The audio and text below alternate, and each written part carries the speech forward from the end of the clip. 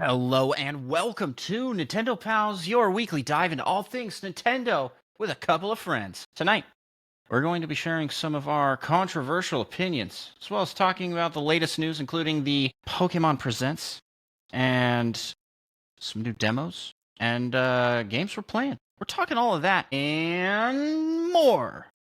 Micah, are you ready to get started with the episode? Alrighty, hello there, fellow Nintendo Pals. It is me, Andros, one of the hosts of the Nintendo Pals podcast, and I am joined by my fellow Nintendo pal, Micah. That was so quiet. Give it to us again, louder. Yep. I wish I could see how loud you are. Is your volume up all the way? It's up all the way. Although my talking is going about a fourth of the way up on this little bar. Yeah, you need to eat your microphone a little bit more or something. It's so far away. With this new recording method, I don't have a way to turn up the volume for you. But I think you should.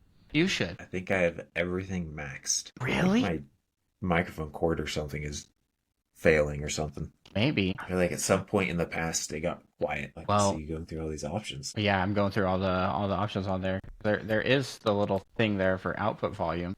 You know what I could do is turn mine down to match yours. I don't know if this does anything. It doesn't seem like it does anything. Okay, well, see how this goes. Hopefully, you have so many more options than I do. Well, it's because I'm hosting. But speaking of hosting, welcome to Nintendo Pals. Where we technically troubleshoot in the middle of the episode because that's just how we roll here. Micah, I gotta ask, how the heck are you? Good. Pretty good. This output volume only affects the live call and not the recording volume? Oh, so how does that? We'll find out at the end. This may be a very scuffed episode. We apologize in advance. But you know what you could do? You could let us know if it's a scuffed episode by leaving us a 5-star review. In a 5-star review, of course. In a 5-star review. You'd be like, wow, this episode's really scuffed. 5 stars. And we appreciate that because you know what it helps us do, Micah? Yes, I do. It helps us to take over the world of Nintendo podcasts. Yes, 5-star reviews help us out a lot. It really does. I can't stress it enough. Every 5-star review boosts us in the search algorithms of most podcast platforms. And you would think, okay, if I leave a 5-star review in this spot, will it affect the podcast as a whole? Yes, it does. Apple Podcast 5-star reviews get pulled on all sorts of podcast platforms. Spotify really values 5-star reviews. So please leave us a 5-star review on your listening app of choice. And we'll give you a shout out at the beginning of the episode. And we'll also owe you a high five. 5 stars, high five. All that being said, what do you say we just jump on into the first segment of our show? Let's talk some what you playing. All right, Micah, what have you been playing lately? I just opened up my parental controls that I have on my Switch for some reason. I've been playing some Super Monkey Ball Banana Mania. Oh, that's right. And I have to say, although I still had a lot of fun with it, I think a lot of the minigames maybe aren't quite as good as I remembered them being. Who knows? Maybe that's because the game's been remade and the physics are a little different for these things. But actually, I did play the tennis and that was a lot of fun. For those watching the video version of the podcast, I am going to walk off screen here to feed Midna the cat. Everybody loves Midna the cat. While Micah explains this game. I can still hear you, by the way. But I'm just rudely interrupting what you're saying to tell you. I'm gonna go feed my cat real quick. All that Nintendo stuff you're doing nowadays. Besides that, I played some Super Smash Bros. Ultimate. It's been the first time in a long time I've been able to play that locally multiplayer. So that was a lot of fun. And then just the two classics, Splatoon 3 and Rocket League. You always gotta play those, right? Of course, a little bit of Nintendo. Helldivers 2 and Baldur's Gate 3. I played a little bit of Nintendo as well. Actually, just Baldur's Gate 3, the session that we played together. I guess I also played Wordle, but that's not really like a platform, but it is on web. A very Nintendo game. Yeah. Especially, when I was playing Squirtle, the Pokemon Wordle, and also Zelda Hurdle, which is probably my new favorite game of 2020. Zelda Hurdle? Zelda Hurdle. Hurdle is like Wordle. You get, I think, 6 guesses to guess the song. And it plays like a little snippet of the song. So the first thing it gives you is 1 second. 1 second of the song. And then if you can't guess it from there, It will tell you if you got the right game or if, and that's all it does for Zelda. For the Mario version, it tells you like higher or lower for the year of release or whatever. So it gives you hints as you're going through. And the Zelda hurdle is a lot of fun, and I'm very good at it. I got the song Inside the Great Deku Tree in 1 second. If anybody out there could like pull that up right now and listen to the first second of that song, you'll know that there is nothing there. It just plays that like. Sounds very similar to. yeah. That's all it was. It was like, I was like, but I'm my brain's wired different, man. I was like, I know this song. It is the song of my people. I got that one instantaneously. And then there were a couple where I got tripped up because it includes Smash Bros music. And the Smash Bros. So it would put in a song, and I was like, oh yeah, this is Wind Waker. And it was like, nope, not from Wind Waker. I'm like, I swear this is a Wind Waker song. And it was like, oh, it's from Smash Bros. Ultimate. I'm like, oh, okay, so it's the exact same song I was thinking. It's just from Smash Bros. Ultimate. That was tricky. There was also not the exact song you were thinking. Yeah, there was also a difference apparently between Wind Waker and Wind Waker HD soundtracks, and I'm like, that's not fair. Those sound so incredibly similar, but it was still a lot of fun. Yeah, those HD sounds, man. But I had a lot of fun with that. Everybody should check it out. Zelda Hurdle. That's heard like I heard through my ears. Sense. And yeah, I don't think I lost any of them. I got every single one that I got, and there were several that I got within 1 second. We should play that sometime. Like we can compete. What they need is Golden Sun Hurdle. Yeah, we should be horrible at that actually, but. Or great. Just like Nintendo General Hurdle. I'm sure that's a thing. That has to be, right? Seems like it would be. Anywho, besides that, I've just been playing away at Mario vs. Donkey Kong. Playing that a lot of evenings over the past week or so. And I've got a conflicted opinion about this game. I don't know if I've talked to you about this already. I feel like I was talking to somebody about it. But I at least put it out on Discord. I did not find the game that fun until like World 6. And then you have World 6, 7, 8, and then it's over for the base game. But then that's only half the game. Because there's normal mode, like I think it's called standard or classic mode. And then there's expert mode. And that's all new levels and like a very different way to play. And all of that has been very fun and way more challenging. So the second half of the game is pretty fun. Still not sure if it's like $50 pretty fun, but it's pretty fun. And can I really recommend a game that takes like 5 hours before you get good? And the game's like 8 hours long? You know what I mean? It's like, I don't know. It sounds like you're describing every JRPG. Well, no. Beginning there. I'm talking like, that's like 20 hours in, but still percentage wise, there's a lot of the game left. This didn't get fun till like halfway through the game. And the second half, the expert mode, is much faster levels. Even through like the standard game, Worlds 6, 7, and 8, still felt slow. And if you like mess up, it starts you all the way back at the beginning. And Mario's just slow. Like the whole thing feels sluggish. But the second half of the game, the levels are shorter but more challenging. And it's all about leading Toy Mario to the exit. So I just find that more compelling and more fun. This has the same charm level to me as like Captain Toad, but I think Captain Toad is better. The game, not the character. Captain Toad Treasure Tracker. Because that one, I don't know, it just feels more fun right off the bat. So I am conflicted about this game. I can recommend the second half, but if it takes that long to like get to a good spot, is it worth it? How have your kids been liking it? They haven't, because they played several worlds. Did your son say it was impossible? Not interested. Yeah, he did. About like World 6. So about the point that I liked it, he was like, I'm done. I don't want to play this anymore. So there's that. Plus, we got so many games to play. And then he's still asking for new ones.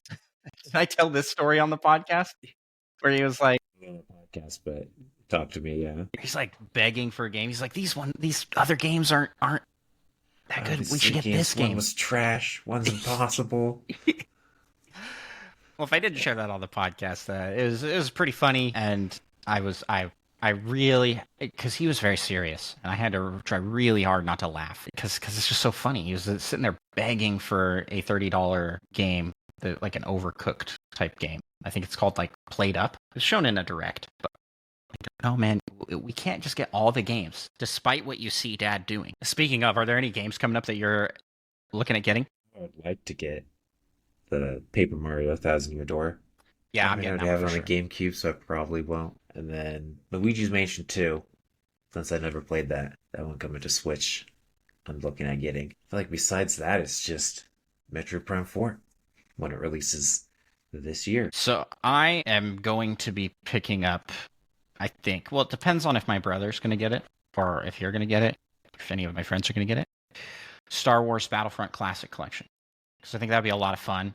I had a lot of fun with that one as a kid, so I've got a lot of nostalgia for it. But while I'm in here, that reminds me that I did pick up the DLC for Vampire Survivors, the Among Us DLC. And I just unlocked the Among Us bean last night. Play it? Yeah. Is it No, awesome? I haven't played as the Among Us bean yet. Not even one? No, I mean, I played a full round of that game takes a while. You always got to play on the hurry mode or hyperspeed. Yeah, I don't wasn't know playing on hyper mode because I wanted to Which one's like which? get the full experience of the level. But I also played. I played as Eleanor, one of the DLC characters.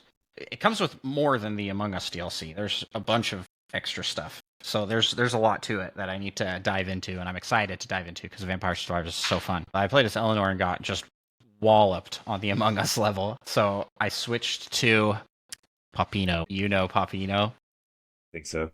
the tree. Is he... I was playing the Oh, tree. yeah. That sounds like the most boring way to play. The You best way move to play so is- slow. What is it, Sigma or something? The Sigma most overpowered character? with the sword. Yeah. I think the most overpowered character is Missing No. Just the you're just Pretty sure.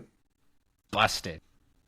It's like I've played as that person before, but You're basically a reaper, one of the like end game kill you reapers. oh yeah, green, right? You're green? I don't know. I think you're red. Are you red? Yeah, there's just like the standard reaper, but then there's Missing No, who's like a glitched out version Now I of the gotta look reaper, that and he's up. very powerful. And I'll look just, it up on it's my phone so people don't hit it's my no fun to play like keyboard. that though. I don't want to play as like super OP. Yeah, that's what I felt as the Sigma person. Because you get their Yeah. like sword leveled up, and it's just like I'm going to nuke everything on screen. Essentially. Yep. Yeah, it's like more powerful the more things you kill. Yeah, so I ended up I was playing as the tree, which in order to play as the tree, you really need the speed up item. All right. And I didn't get that. That was the last one I got. It would not give it to me. I was like, come on. And so I spent the first 15 minutes of the round moving at tree speed, which is real slow, real bad. But it was still a lot of fun. The tree is like near invincible at the beginning. Sounds boring. I had a good time Being with it. able to really move. I had a good time with it. The music's great. The new levels are fun. I did not win, by the way. That's why I didn't play anymore. I forgot. I was like, okay, well, I'm going to hop off because I wanted to stream. But I died. And I died to a bunch of robots. Tons and tons of robots. Which you wouldn't think that aesthetic would work with the Vampire Survivor, like, Castlevania theme, essentially. But they just are like, yeah, now you're in space. I go, okay. It just works. Anything can happen in space. Yep. In addition to those games that I previously mentioned, I just scratched the surface of the Princess Peach demo. I haven't gotten to any like gameplay yet. It was just like all the intro cutscenes because I was trying to do that before the podcast recording tonight. So I'm gonna give that demo a try. It looks really good. I wonder if it's going to play really good.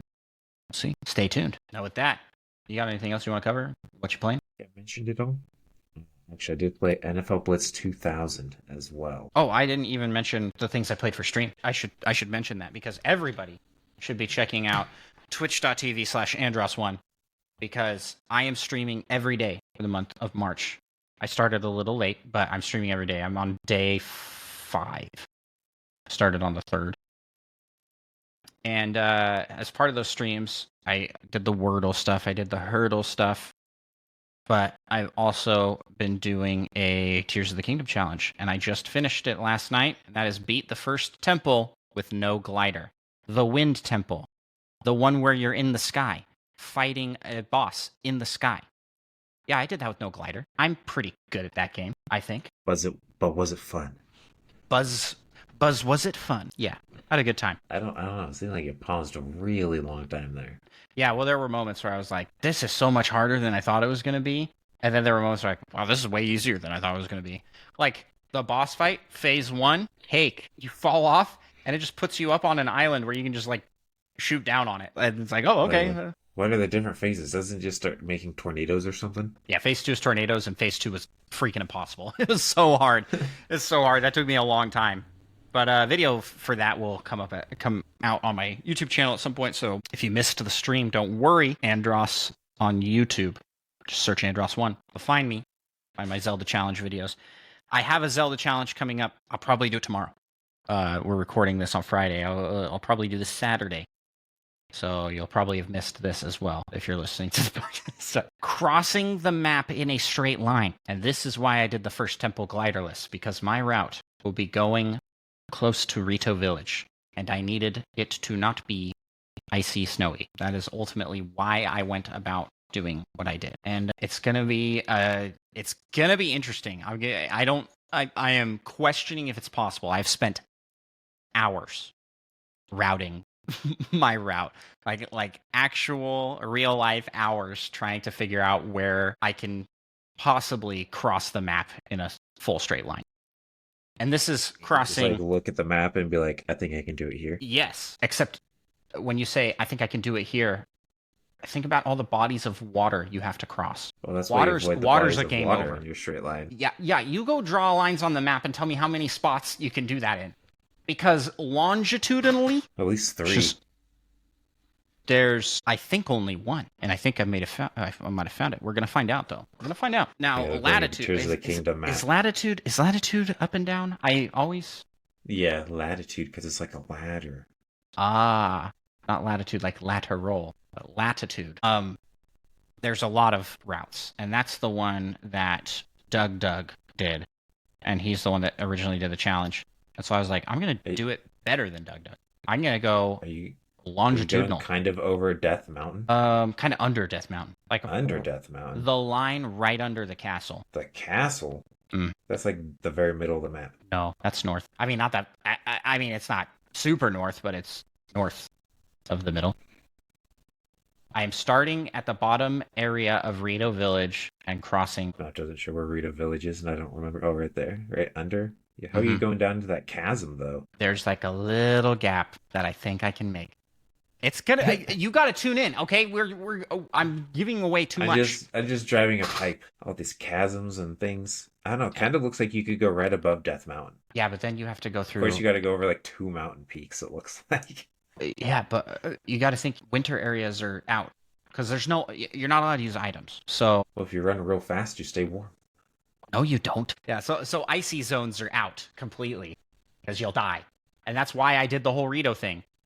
Anywho, I'm excited for that. I've been loving doing the streams. It's a lot of fun. So everybody should tune in. My goal is to get my concurrent viewers up on my streams to like 10 concurrent viewers. So even if it's just to lurk, come hang out on Andros1 all month long. With that being said, let's jump in. We got a lot of news to cover, so let's talk some Nintendo news. All right. First off, let's talk about Pokemon Presents. Micah, I'm going to level with you. I did not watch the Pokemon Present. There we go. I didn't watch. I'm gonna level with you. I did watch it. Okay. I don't remember anything in it. I've forgotten everything except the last announcement, which didn't really show much. Well, I assumed that it was going to be a lot of talking about their different apps, which, skimming through the presentation now, kind of looked like that's what was going. That's what happened. They just show some like Pokemon card stuff. Oh yeah, the digital Pokemon card. That seemed pretty cool. Digital Pokemon card. Tell me about that. What? Collect Pokemon. Well, at some point, I don't remember when it was going to be actually happening, but there'll be like an app or something, and you get your like digital Pokemon cards, and some of them cards will be looking real cool because they can do whatever they want since it's digital. and you can like enter the card, and it plays a little Oh, that's cool. cutscene thing or Yeah. something of you Yeah. of like going through the card and seeing other Pokemon in there or something. But yeah, I mean, it seems like a good thing for collectors, and will be a lot cheaper than actually buying cards. You'll get like 2 free packs a week or something. I don't remember much. That seemed cool. Did it seem as cool as Pokemon Legends A through Z? I don't know because they didn't really show much of that. They really I mean, I'm did. definitely excited for Pokemon Legends. I heard that the whole thing takes place inside the town, though, or something, which Huh. just seems odd. Maybe it's I a don't know really how true that big is. town. It'd have to be. Yeah. I don't know. Or maybe it's a much smaller game than Legends Arceus. I also saw people speculating that it will have time travel between the past and the future. Oh, I'm sorry. It's not A through Z. It's Z. Pokemon Legends Z-A. Yeah, well, what's that even mean? Z to A? Maybe Who you knows? start in the future and you go back in time. That's it. But I think I will probably get it. I liked Pokemon Legends. And they said they just have released it like next year, right?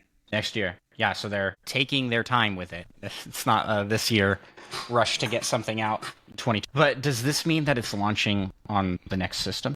Because so much speculation for 2025. That's my year. I say next Yeah, system's that's 2025. true. Or will this Most be people think it will be coming out this year. or will this be the send off to the Switch? This will be like a January release, just like Legends Arceus was. Could I'd be. I'd say as Pokemon Company, well, they don't care. They're gonna sell.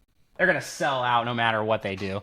But as Pokemon Company, it would be a missed opportunity to not put it on the new system. It'd also be a missed opportunity not to put it on the Switch because there's already so many out in the wild. Yeah, that's true. Good points. Also, Pokemon was kind of notoriously stubbornly not going to home consoles. They were like, no, we're a handheld game only. Until Nintendo was like, well, now you're gonna be a console game because that is the take console. Yeah, so I Pokemon's thought never that done was, better. yeah, I thought that was cool news. Excited for that. Hit us with our next news item, Micah. Nintendo suing the creators of the Nintendo Switch emulator Yuzu. And Yes. they've already reached a settlement, I think, for like $2.4 million. Yeah, it was a lot of money. $2.4 million.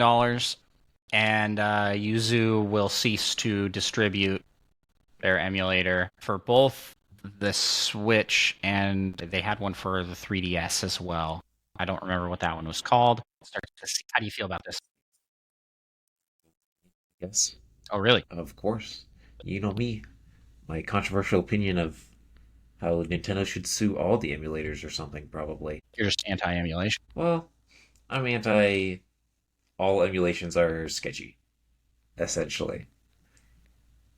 It seems like almost all emulators are you can do all these sketchy things. Like Makes it piracy, so easy to get, which is what to Nintendo's pirate games. Yeah, which is what Nintendo's case against Yuzu really was. And Yuzu didn't fight it because supposedly fighting it would have been more expensive than settling out for $2 million. I can't imagine that's the case, but I guess if they lost You gotta the pay fight, those lawyers. yeah, but I guess if they lost the fight, then they would be paying potentially more and have to pay the lawyers. So they were strong-armed out of doing it. They did some things that people were not pleased with. So there were a bunch of people that were kind of like celebrating Yuzu getting what they deserved, which I just don't think is fair. I don't think anybody should have to pay $2 million as a punishment for like emulation type stuff. That seems like a lot to me. Although I did hear they were making like 30,000 a month A month, yeah. on Patreon. I mean, That's takes not a while enough to to get up to two. Takes a while to get to 2.4 million. But, Yeah, I was like, that's not enough to make $4 million. but they were definitely profiting. Yeah, that's their like fatal flaw was that they were doing a Patreon that was making a significant amount of money. So that's like if they had and they were kind of locking some features behind the Patreon paywall, and there's arguments back and forth on like whether that was okay or not, but it's just a lot of things. I don't side with Nintendo in this case. I think that emulators are good. I like the idea of emulation, and I've done it to play certain games on PC that I wouldn't be able to play. Tell Nintendo about this. Yeah. Well, I mean, they're games I own, like Pokemon games that I own, play, but it's ways to play like mods and like different fun like randomizers and stuff. And Nintendo does not provide a service or a way to do that. So Yeah, that's because they don't like people doing that. They don't, and I personally don't understand why they don't just like embrace the creativity of their fans. But that's it's not that I don't see why. I see why they do it. I just don't agree with it. I like more the practice of like being open for modding as a game They just company. need to make a Mario Maker for every one of their franchises. Yeah, or just be more chill with. It'd be cool if they put stuff out on PC. That's never gonna happen though. And Since they actually make money on their console sales. yeah. So, but but I have a hard time siding with Nintendo in these cases because I just feel like I would rather there be more freedom for the consumer than less. And Nintendo doesn't need me defending them online on Twitter or whatever. Like they're a big corporation. They're They're safe not. and protected behind their big walls of money. Yeah, they're not our friends. They make cool stuff, but they're not exactly pro consumer all the time. But I will say that people give Nintendo a lot of grief, and they do have a lot of good things going for them that other game companies do not. For one, their like first party quality is top notch, and they're not announcing games like 7 years before they're coming out, except for one. Yeah, you shut your dirty mouth. That's exactly what they did. I think we're like 3 months away from it being 7 years, actually. Yeah, but I mean that's like standard practice across the industry. Is like announce a game, show no gameplay, maybe just a title, and then you wait. They got their forever. little cutscene thing that's not gameplay. Nintendo will almost always show gameplay, and the game's almost always coming out within a year. And that's just really cool from a first party game developer. I mean, speaking of, like, what do we got that's first party that's coming out from Xbox and PlayStation right now, right? Like, they've got a good thing going for them right now. For PlayStation. It'll be next year. That's what they said last year, man. Next year's gonna be our year. Anywho, we'll move on to our next news item here. Sega implies that Super Mario Wonder was responsible for Sonic Superstars not performing well in sales, not in game. They launched really close to each other, and Sega was like, "Oh, maybe it was a bad idea to launch our competitor to Mario the same time as Mario." You don't say. I have this game and I haven't tried it yet. My son, well, I don't have it. My son has it, and I haven't got a chance to try it out yet. It looked like it would be fun, so I'll have to give this one a go. But I did play Mario Wonder, so what does that say, right? Yeah. We played all of Mario Wonder. There's a little something to this, mayhaps. Yep. But I don't really have anything to say about fair, that. I wasn't going to be getting that even if Mario Wonder wasn't coming out at the That's same time. right, because Sonic sucks. Boo! Hey, that's what Micah says. Shut your dirty mouth. Sonic is cool. Way cooler than the plumbers. Oh, man, speaking of Sonic, the Sonic Mania team came out with a game today. Or the yo-yo recently. one? The yo-yo one. Yeah, Penny Yo-Yo Adventure something. I'll just pull it up. That sounds almost right. Yes, when you pull that up, I'll mention. It seems like all the new icons for the NSO will require you to have played the game or something to buy them. Yeah, let's talk about that, man. Which is why we're not getting any Mother 3 icons in the US. Penny's Big Breakaway is what the game is called. And let me tell you, looking at that game, Penny's Big Breakaway. Sorry, we'll come back to the icons thing because I have words to say about that. Penny's Big Breakaway looks like a good 3D Sonic game. And the reviews of it are pretty positive. And people are like, wow, this game looks really fun. And this game plays really well. And the movement feels really good. And it feels like a 2D Sonic translated to 3D. Who'd have thought that the team behind Sonic Mania would make a better 3D Sonic game than the Sonic team? They just need to give up. Maybe it's a better Sonic game because it's not Sonic. Yeah, maybe. But they could seriously just replace Penny with Sonic, and they would have very similar aesthetic and get like Sonic Team just needs to give up and just hire these guys to be. Sonic doesn't have a yo-yo. Doesn't make any sense. No, they could just give him like a little whip thing, or it could just be Sonic and he could have all the yo-yo attacks. It would be a pretty easy 1-to-1, I think. But either way, my point still stands. The Sega's Sonic development team, probably fantastic people, great people. Yeah, time to give up. Time to Time to get another studio the IP, and you just license it out, and they make the good games. It's probably all that upper management pressure that they don't have because it's not Sonic. Yeah, but Sonic Mania was really good, and that probably had upper management pressure. They're probably like, we'll let the fans make their fan game, and we'll profit off of it. Exactly. Joke's on you, Sega. You know, this is why you lost the console war. Can they let their fans make games? No, because they suck. Oh, God! I'm just taking the opportunity to dump all over Sega today. But yeah, let's go back to icons. Let's dump on Nintendo now. What the heck is this? This is the dumbest rule. On anyone. This is the dumbest. You have to have played the game to unlock the icon. At that point, the icons should come with the purchase of the game. Maybe. Why can't you? Why are they making you play a game to unlock the JPEG in order to put in your tiny little user profile circle? You have to buy the game and play it? Stop all these fake fans. That's dumb. Creating.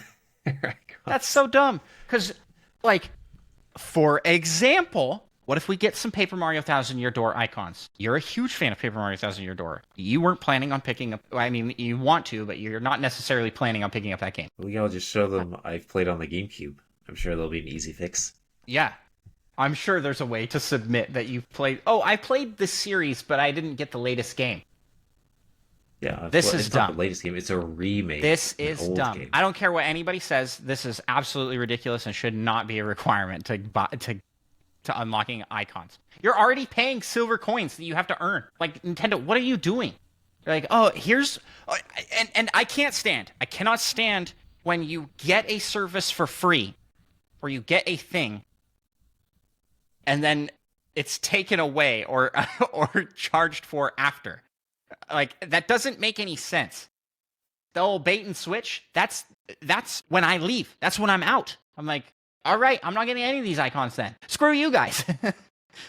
I'm riled up today, Micah. I'm riling myself up. Yeah, I feel yep. Also, can we get mad that they didn't put third strongest mole as an icon? Come on, man. Well, which one would it have been? They all have the same. They're all the same. Just They're put different third moles. strongest mole in. That would have been so cool. Sam would have been able to have the third strongest mole icon forever. Assuming he played Earthbound on the Switch. Yeah, true. Yeah, he's like, I never played it on the Switch. But also, I think he uses Monty Mole. At least he did for a bit. Just other moles are available for all you mole fans out there. Let's talk about our next news item. Let's just move right along here. It's time for another Splatfest. This time the question is, which instrument would you play? Drums, guitar, or keyboard? What's your pick here, Micah? Probably gotta go with keyboard. Were you about to say keyboard? Yeah, I think I'm going to go with guitar, but then I started to say keyboard for some reason. So I'm a dead even here for keyboard versus guitar as far as like instruments that I enjoy. I think both are really fun, but guitar has a cooler ink color, so go with. And the guitar players get all the ladies. But one thing we can agree on is that drums, no drums. Drums suck. Yeah, we just alienate every That's all I drummer in gotta our say audience. about that. Yeah, yeah, we're fighting today. Our audience members are too cool to play drums. Right. Anybody in our audience that plays drums, what are you doing here? No, just kidding. We appreciate you being here, but don't worry, we'll convert you to guitar. We can make you cool. And then in addition to that, we're getting some Splatoon 2 gear returning to more than for 150 pieces of gear. Yeah. Also, the DLC dropped. We didn't even talk about that. I haven't picked it up. Oh yeah, I haven't either. I want to though. This looks fun. It's a roguelike, Splatoon roguelike. So it's low on my priority list, but it's one I want to get. That's how I'm feeling. You'll never end up getting it. I think you should get it. Never end up playing I it. think you should for sure get it to talk about on the podcast at least, because Okay, that's Splatoon's your eventually. game. You're playing it every week. Except for 2 weeks ago. So maybe Micah will be back to report on that. Speaking of Micah reporting, what's our next news item? Lego is doing a March 10 Mario Day sale. Oh, hot diggity dog. So things will only be mildly bank breaking. True. Yeah, they're like they're also, aren't they announcing a new set as well? There's something. Also, this I don't know podcast rumors goes about, but this podcast goes live the day after Mario Day. Happy Mario Day, everybody. Wow, it took us 45 minutes to say that. Thank you for... I didn't realize it was this close. I didn't realize we were like on the day.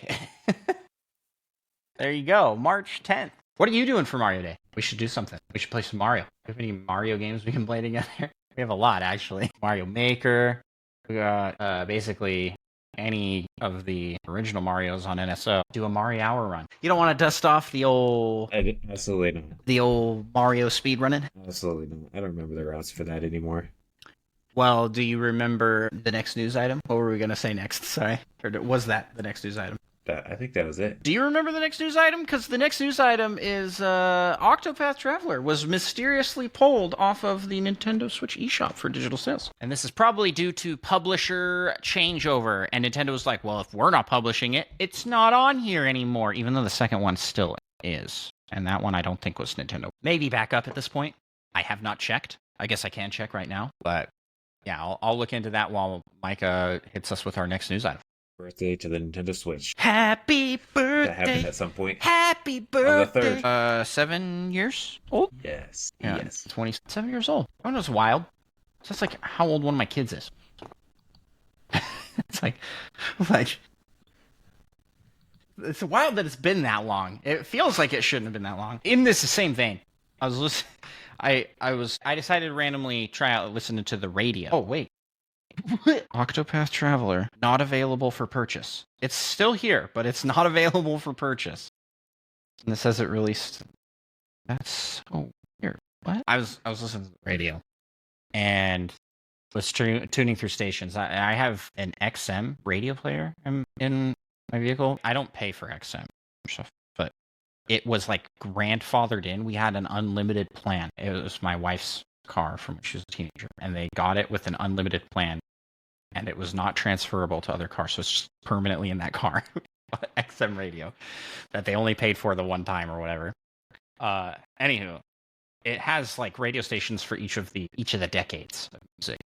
So I like tuned into the 80s to the 70s, and like I'll just jump between the different eras. And the song came on, my kids are in the back. I'm like, oh yeah, this song came out in the 80s. I was like, that was over 40 years ago. and then I was like, wait a second. In my mind, the 80s was 20 years ago. That's not the case anymore. Yeah, What 20 years happened? ago. Still the 2000s. Yeah, it's the 2000s. It's 20 years ago. So when you think like music from 20 years ago is like freaking like modern music in my mind, and then I'm like, well, what is music now? And then I turn to a station on there. They have TikTok radio, and I'm like, I've never heard of any of these. Oh no! I looked in the mirror and saw my hair turn gray. I'm like, oh, All the gray hairs coming in. Yeah, Your nose and your hair's getting really long. I'm dying. Anyways, this is your for all of our fantastic listeners that are old. To put it kindly, this is your reminder that the 80s was so long ago. What happened? The 90s was so long ago. What happened? There's a station for the 2010s. I'm like, what? That's now. Wait, no, it's not. We're halfway through the 22. Okay. Existential crisis over. Happy birthday, Switch. Let's go to our next news item. To celebrate Mario Day, there's a Mario 8 Deluxe Open from 12 p.m. to 6 p.m. So Nintendo's hosting a tournament for that. Pretty exciting. Next, Micah. Hit us with the next one. Speaking of exciting, who could have guessed that Prince of Persia, the Ubisoft game that came out recently, is $20 off? Only $30 now. What? No way. I don't know. Who could have possibly seen that coming? Ubisoft has conditioned their fan base and audience to pay $20 for their games. They really have screwed themselves over. They're never going to be able to sell a game at full price. I mean, I guess I don't really know how well it was selling, but I mean, it's been reviewing very well. So it just seems weird. That is already discounted. 2 months after it's already discounted by almost half off. Well, you can use all that money that you saved buying Prince Persia to maybe buy this Toyota engineered Pokemon Violet Miraidon real life motorcycle. This is a real thing. It might cost a little more than $20. Yes, but you could use that $20 in addition to the however some odd $3 million already had. Is it 3 million? I mean, this seems like a one of a kind of thing that isn't for sale. So I want it. It looks so cool. Does it actually run and is safe? Probably does. This doesn't look functional. The front wheel, I mean, I guess that's just a wheel cover. They don't show the bottom of it. It's so low to the ground. The actual wheel is hidden by the fake Maridon wheel, and you'd have to be driving on the flattest ground in the world. I don't even know how this would work. It's got that big Let's hole not in think the about middle. it too much. We'll just hope it's cool.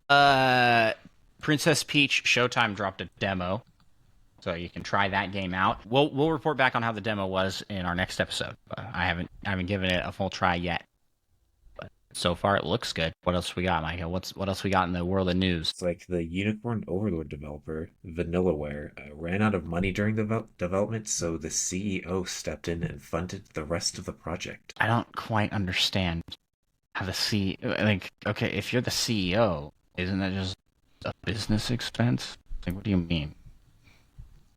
That's like, I think it's their own personal money they get paid for being the CEO. yeah, that's dumb. That's the dumbest thing. That's the dumbest thing I've ever heard. Yeah, we ran out of money, so we ended up having to pay for it. It's like, yeah, that's how these things work, right? I had to cut into my $1 million salary to fund the development. Yeah, it's like, I mean, he probably makes But a modest I salary. do wonder how much money It's the Unicorn they did have Overlord to use. Japan developed. I think it is. And if so, then they're not making crazy salaries because Japanese CEOs don't make the massive, insane salaries that Yeah, they don't make CEOs 90% of the profits. It's ridiculous. Western video game companies, like big companies, evil. Most of them are just straight evil. Especially like the corporate oversight. They're just taking oodles and oodles of money for nothing. Like, okay. Brandon scheme's pretty good. And that's all we got to talk about with news. I think that's it. So, Micah, let's move out of the realm of news and into the realm of rumor with the rumor mill. I don't think there's anything to talk about here. There's Paper Mario and Luigi Mansion news coming for March 10th, but that doesn't necessarily feel like substantial or substantiated. I feel like that's just, hey, these games kind of have Mario in them. Mario Day. Could happen, yeah. So there you go. That's all we got to talk about in the rumor mill. Let's head over to the community corner. The community corner. There's no music. I don't know. Okay, well, whatever. I guess we're here in the community corner. We've got a few questions that we can answer here. The first is from LPD, who asks, "What is the most delicious looking food that you've seen in video games?" Also, I didn't even explain what the community corner is. This is where our community members ask us questions. Hit us up on Discord, Twitter, in the replies of whatever video or podcast service you're using. If we see the question, we'll answer it. I like to throw that little "if we see the question." Just in case. Just in case we don't see it. You know what I'm saying? You know what I'm saying? You know what I'm saying. You're picking up what I'm putting down. So what's the most delicious food you've seen in video games, Micah? The most delicious food in a video game is always the game I'm currently playing. Whatever game I am playing at the time, that game has the best looking food. No. I'm not trying to get you to guess a certain game. Just whatever game I happen to be playing at the time. Oh, so Has the best food. In other words, a cop out answer. I know. I was just I knew what you meant the first time. It's just being. I'm just being what they dumb. all say. Yeah. I couldn't keep it up. I was gonna guess another game, but I couldn't think of another one off the top of my head. Well, the problem is that at that point I would have probably thought, I don't think Andros is this dumb, but I don't know for sure. And I started laughing. I can't do any bits, man. Okay. Well, that's a cop-out answer. But I know what the best water is from. It's lame. Absolutely Origami King. Absolutely Origami King. Best looking food in video games. I haven't really given this a whole lot of thought, but I will say that like Pokemon has a really good looking food. Pokemon games? Yeah. When do they even show food? Those sandwiches you make in Scarlet and Violet, but also I mean, I can see those every time I go to Subway. I feel like there's like a food icon that you can look at. You just go and look at it, you're like, wow, that food looks good. Yes. What am I thinking of here? I have no idea. Oh no, I completely messed that up. Pokemon Snap. No. It's Breath of the Wild and Tears of the Kingdom. That's my answer. That's what I was thinking of. I was thinking of that and the menu food, like the menu items for the meal. There's some good looking food in there. That all looks So good. Yeah, that's. Oh my goodness! I got a really loud ad on the website. Holy cow! Okay, so you're not going to give a better answer than that? Then No, the game I you're currently mean, playing. my honest answer probably was Tears of the Kingdom, Breath of the Wild, but I knew you would take that, and Yeah, is it? No, I think you just didn't such an remember. obvious choice. Okay, well, what's our next question then? So I decided to branch out with Yeah. a unique answer. Yeah, a unique answer that was not even remotely did unique. we ever answer that D&D class one in real life? No, we didn't. Let's answer that one. It's by Fedorable Will. If you could have a D&D class in real life and get the powers from it as you level up in life, what class would you pick? Bard. Bard. Yeah, easy. Everything you can do as a bard, you can do in real life I know. by just regularly practicing. By just being myself. Charisma. I mean- Roll for charisma. Everybody will want to watch my streams. Boom. Isn't there a class that gets access to like a wish spell or something obscene? What? At what point in real life do I get that?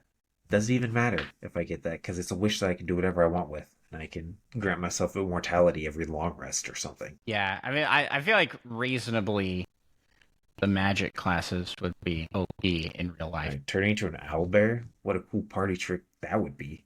Hey, look at me. Destroyed the house a little bit. Or you can turn into that dinosaur we found out, if Baldur's Gate is to be believed. Yeah, that's true. Like Velociraptor thing. There's like a Diplodon or something weird. I remember having kind of a weird name. Oh my goodness, did you know that Wish is a 9-level spell that bards can learn? Oh, perfect. I think I'm going to stick with my bard answer because you get like really high persuasion, so you can persuade people to do things, right? You're just like a really good conversationalist. I mean, I'd probably get like promotions at work. I wouldn't even need to work. I cares could about play. promotions at work when you can make wishes? I know you can play. I can play music and just get money and be really good at playing music. Not much money, at least in Baldur's Gate. All my D&D experience is Baldur's Gate, essentially. Yeah, same And here. they're like, here's a single coin, which I equate to like a nickel or something. I mean, it's gold in that game. It's just worth a lot, IRL. There's apparently a lot of gold in that game. Yeah. We'd probably go with a wizard, because I don't remember what the difference between a wizard and a sorcerer is. Sorcerers need a like patron, right? Or is that warlocks? No, that's warlocks. Okay, then I can't remember which one's which. One of them is learned magic and the other is inherited. And then warlocks are, I got it from a patron. some guy. Wait a second. There's a 33% chance that you're unable to cast Wish ever again if you suffer stress. Oh no, From we're screwed. We can't use that spell. Casting Wish? We can't use What that sort of spell. malarkey is this? We're both way too stressed people. I'm still gonna go. Well, gonna first go wish would make me immune to stress. Bam. Problem solved. Then I just gotta take a long nap. a long rest. And then I get another wish. That was a fun. That or being able to jump like 30 meters. Pretty cool. Yeah, Just be a warrior. that was a fun question. I like thinking about all of these things. Our next question comes from Presto from Off the Wall. Presto says, "What's the most obscure Nintendo published game that you've played?" That's a good question. It is a good question. Looking it up on the side here because I'm trying to think. I could pull out my collection of games. Like obscure. That's I feel Nintendo like there are very published. many obscure Nintendo published games. I think I'm gonna go with my gut answer here is Photo Dojo for the DSi. Oh, that's a good one. That's pretty obscure. Very fun game. Yeah. You got an answer? Nothing. And Googling obscure Nintendo games is not helping at all. How do you feel about putting down like crossbow training? Yeah, I mean, that's a Zelda game. Even if it's an obscure Zelda game, Photo Dojo's my answer. that is a good one. I feel like, yeah, DS and 3DS are probably the best games for that. I'm looking around to try and find my Game Boy games and whatnot. Yeah. So that's why I I don't was see like, I the- should like pull out my collection and see what Nintendo published. Yeah, I don't feel like I mean, I'm thinking of Desert Storm, but that's not Nintendo published. I'm relatively confident, at least. Did Nintendo publish that one Wii shooter game that was kind of like an arcade shooter? Ghost Squad. Ghost Squad? I think that was Sega, actually. Was it Sega? Okay. That would have been a good answer too. I also don't even know which of my games are Nintendo published. Yeah, I think the way to do it here Gladius is is pretty obscure. it's not Nintendo That's published. not Nintendo published. No. That's LucasArts. Let's see. Yeah, there's like Pilot Wings is one I think is kind of more obscure. The Legend of Starfy, the legendary Starfy. Sorry, the Legend of Starfy. played Balloon Fight quite a bit on the Wii U. That one's like almost obscure. Yeah. If it wasn't I so feel like famous. it's like famous and whatnot, but essentially no one's played it Right. unless you're old, like real old. I'm going through this list here. There's a lot of good ones. Famicom Detective Club, Bat and Kaidos, Captain Rainbow, Panel de Pon. Panel de Pon? That's Nintendo published. I guess that makes sense. That's That is probably probably the best. yeah, I was one. gonna say, that's probably the best one out of the list I'm looking at here. Good Yep. question. Ask us our next one here. Asked by LPD, what Zelda game will be the basis for the movie? What character won't make the cut? And then in parentheses they have Tingle. Question mark? I don't think Tingle will be in the movie. Cut him out of so many yeah. games. Thank goodness. I don't think any of the games will be a basis. Really? And if they did, it would have to be Ocarina of Time because people are weird. Nostalgia sells. I think so. Which one do you think translates the best to film? Not necessarily which one they'll pick, but like which one translates best to film. Wind Waker. Why? Because it's the best. That's not no. I'm talking about like games that like lend themselves to like a really cinematic. It's probably actually got to be Breath of the Wild or Tears of the Kingdom because they only have like 4 dungeons per se. Right. And the other one's like, you can't be like, oh, you got to go to the 8 dungeons in this movie. Yeah, it would have to be like a montage for like Ocarina of Time. I imagine collecting the medallions would be more montage like. I don't know how that would work. They just have to cut out they just get the one medallion. Or it's just or they make it a like trilogy, which actually would do well. It would lend itself but well. At the to same multiple time, movies. you have to like. There's not really a lot of story content in Zelda games. Depends on the Zelda. game, and that's why I was gonna say the one that I think lends itself to like a good cinematic is Twilight Princess, except for the whole Twilight stuff. I don't think that would look fair. It wouldn't work well, and it wouldn't look good, which is like half of the game. Half the game. Yeah, I know. But the half where it's Link and there's not like the Wolf Link and stuff, I think is like very cinematic-y and very story heavy. But yeah, I think they'll probably either do Ocarina of Time or Breath of the Wild. Both would be fun watches, I think. But Ocarina of Time, I think, would lend itself better to multiple movies. One like 0 actual content. It's like there's right. just a lot. It just For people sure. go to a lot of dungeons. There's not a lot of story.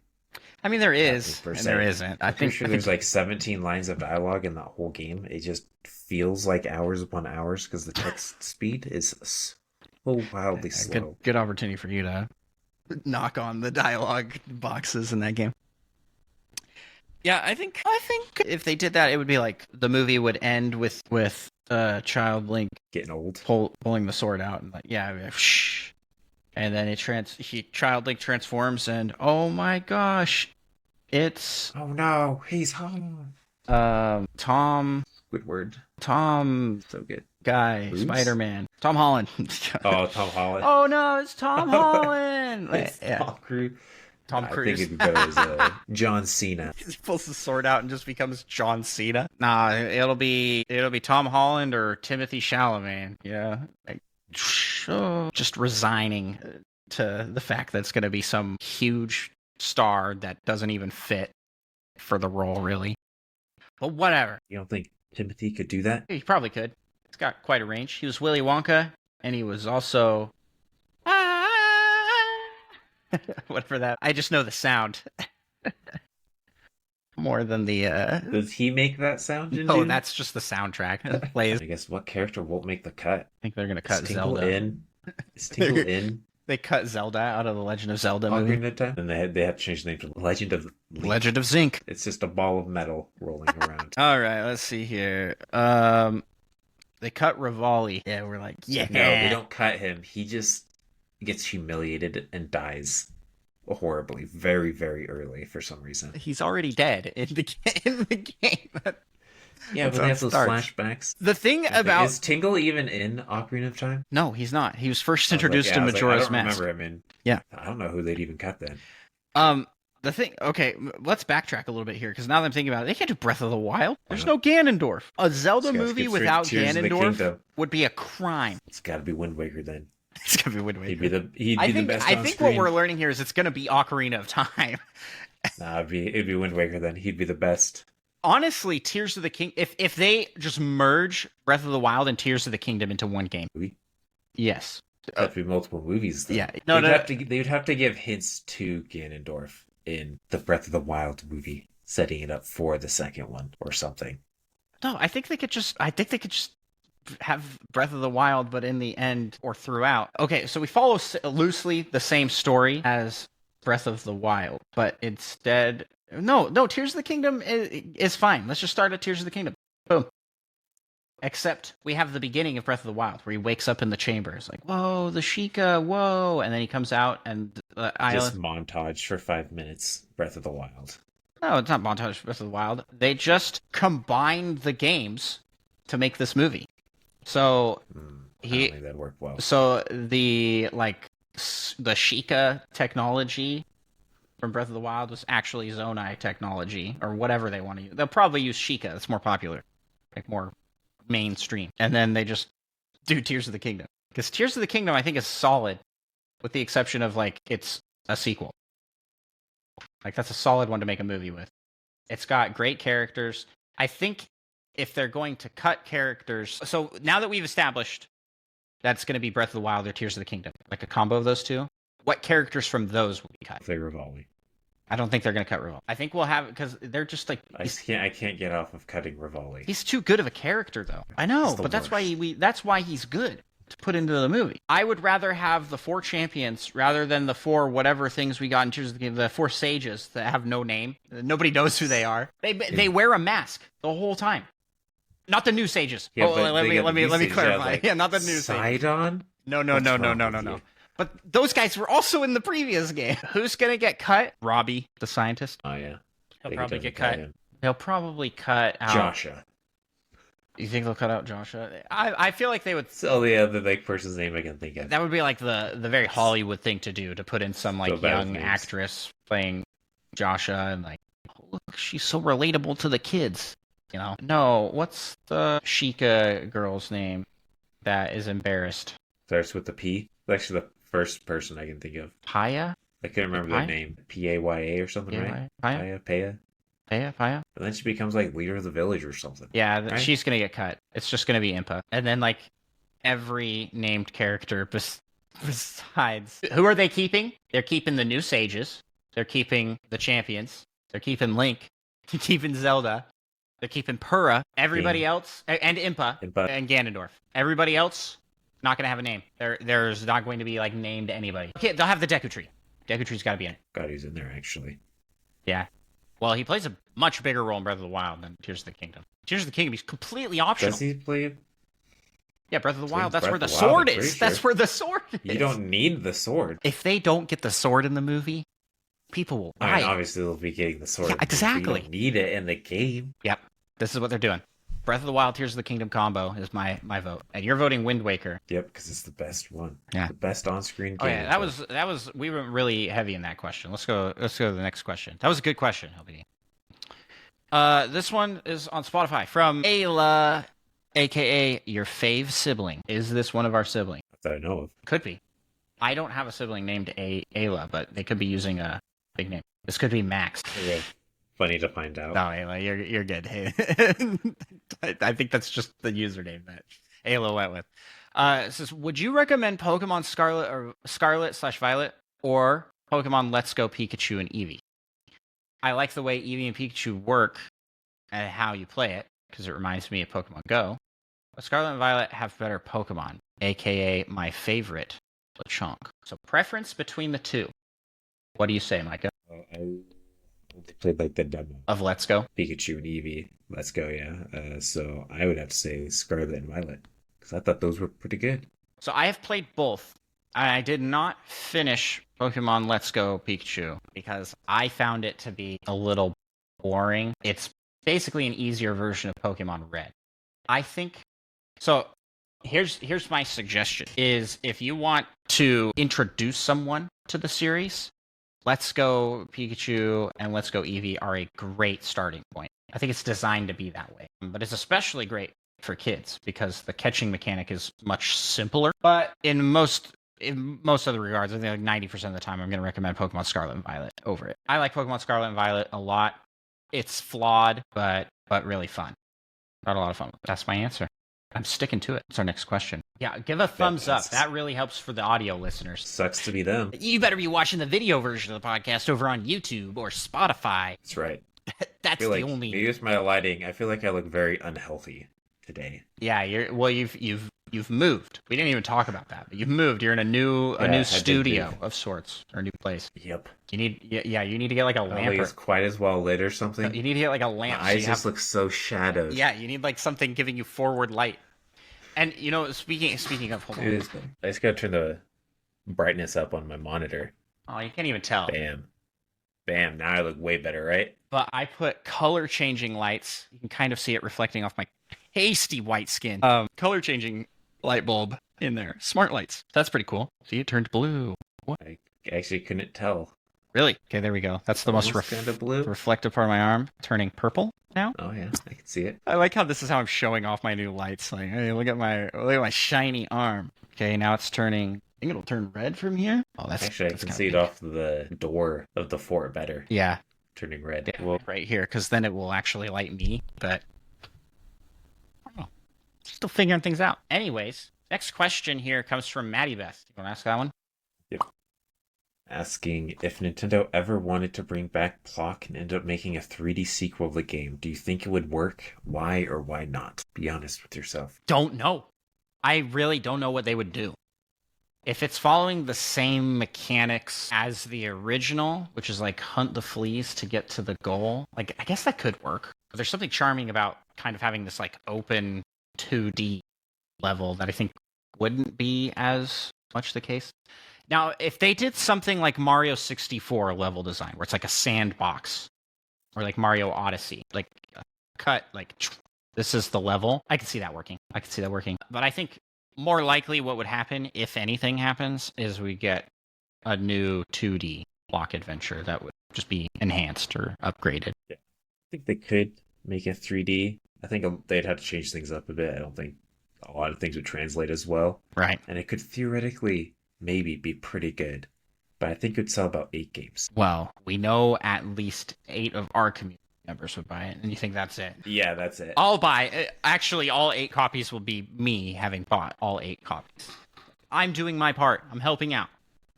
For democracy. But yeah, I don't know how well it would translate to 3D. It's the leap from 2D to 3D is very difficult. Some games that lend themselves well to it, like Risk of Rain. Risk of Rain 2. Mario, I think, made a very good transition from 2D to 3D. Sonic, I feel like the transition to 3D was when Sonic got bad. I thought you were doing your Dune impression again for a second there. Yeah, that's how I'm feeling. There is like it's the 2D to 3D era was a rough transition. So I almost think it would be better if they just like reimagined the game at that point. They're gonna go 3D. Do something different than what they did formula-wise for the original. Make it a Call of Duty clone. But you're shooting your limbs at people, first-person style. I'd have fun with it. I would. I will buy anything with Plok on it. Right? Anything. Except for, I wasn't a fan of the comics. I'm gonna be real. The comics were a little sad. They were like just really like self-deprecating humor, like, oh man, has-been video game characters. What a has-been. That's the joke. Then. That's the joke. I'm thinking I'm gonna go pick up Prime Remastered and put a little Plok sticker on it and sell that back to you. At markup. Oh, of course. That's a $60 game right there. All right. Well, that's all the questions we have in the community corner. So what do you say we flipped the script here? And instead of doing the community corner, we do the last week we asked you. And last week we asked you which generation of Nintendo console is best and why. Micah, hit us with our first answer. Blondie says GameCube because it has the best games. I think I replied to that one. It said we can't feed Micah's ego or his fanboyisms. I'm going to say LOL JK. I think Switch because it does both handheld and TV while having a lot of old remakes, aka most of the great GameCube games. It does have a lot of good GameCube ports. GameCube does have a good library, though. Can we just say that? And a great controller. Pretty good controller. Absolutely. And good form factor. The little handle carries the First and what a cool portable. name. That's what I was thinking. GameCube is a cool name. Way better than Xbox. What does that even mean? Well, it was a box with an X on it. Nice. They're from the same era of like, let's just name it what it is. And PlayStation was like, this is a station that you play on. And they just never got out of that.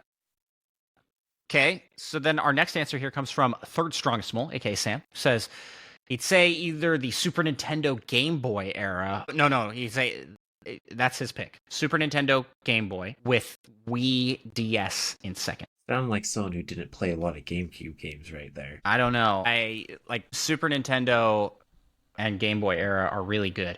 There are a lot of great games. And you had a lot of strong first-party support, because this is before the big three, when there was only the big two. And one of those big two was Sega, so, I mean, come on. Not a lot of competition, so Nintendo owned the playing field. That's Sega Genesis, first console. That's why you love the GameCube so much, because you came in late. I played all those 64 games. They just weren't as good as... On what? The Sega Genesis. The Sega Genesis was not competing with the N64. Character had the chicken head. The Sega Genesis was competing with the Super Nintendo. Yeah, and it still held up to be even better than the 64 or something.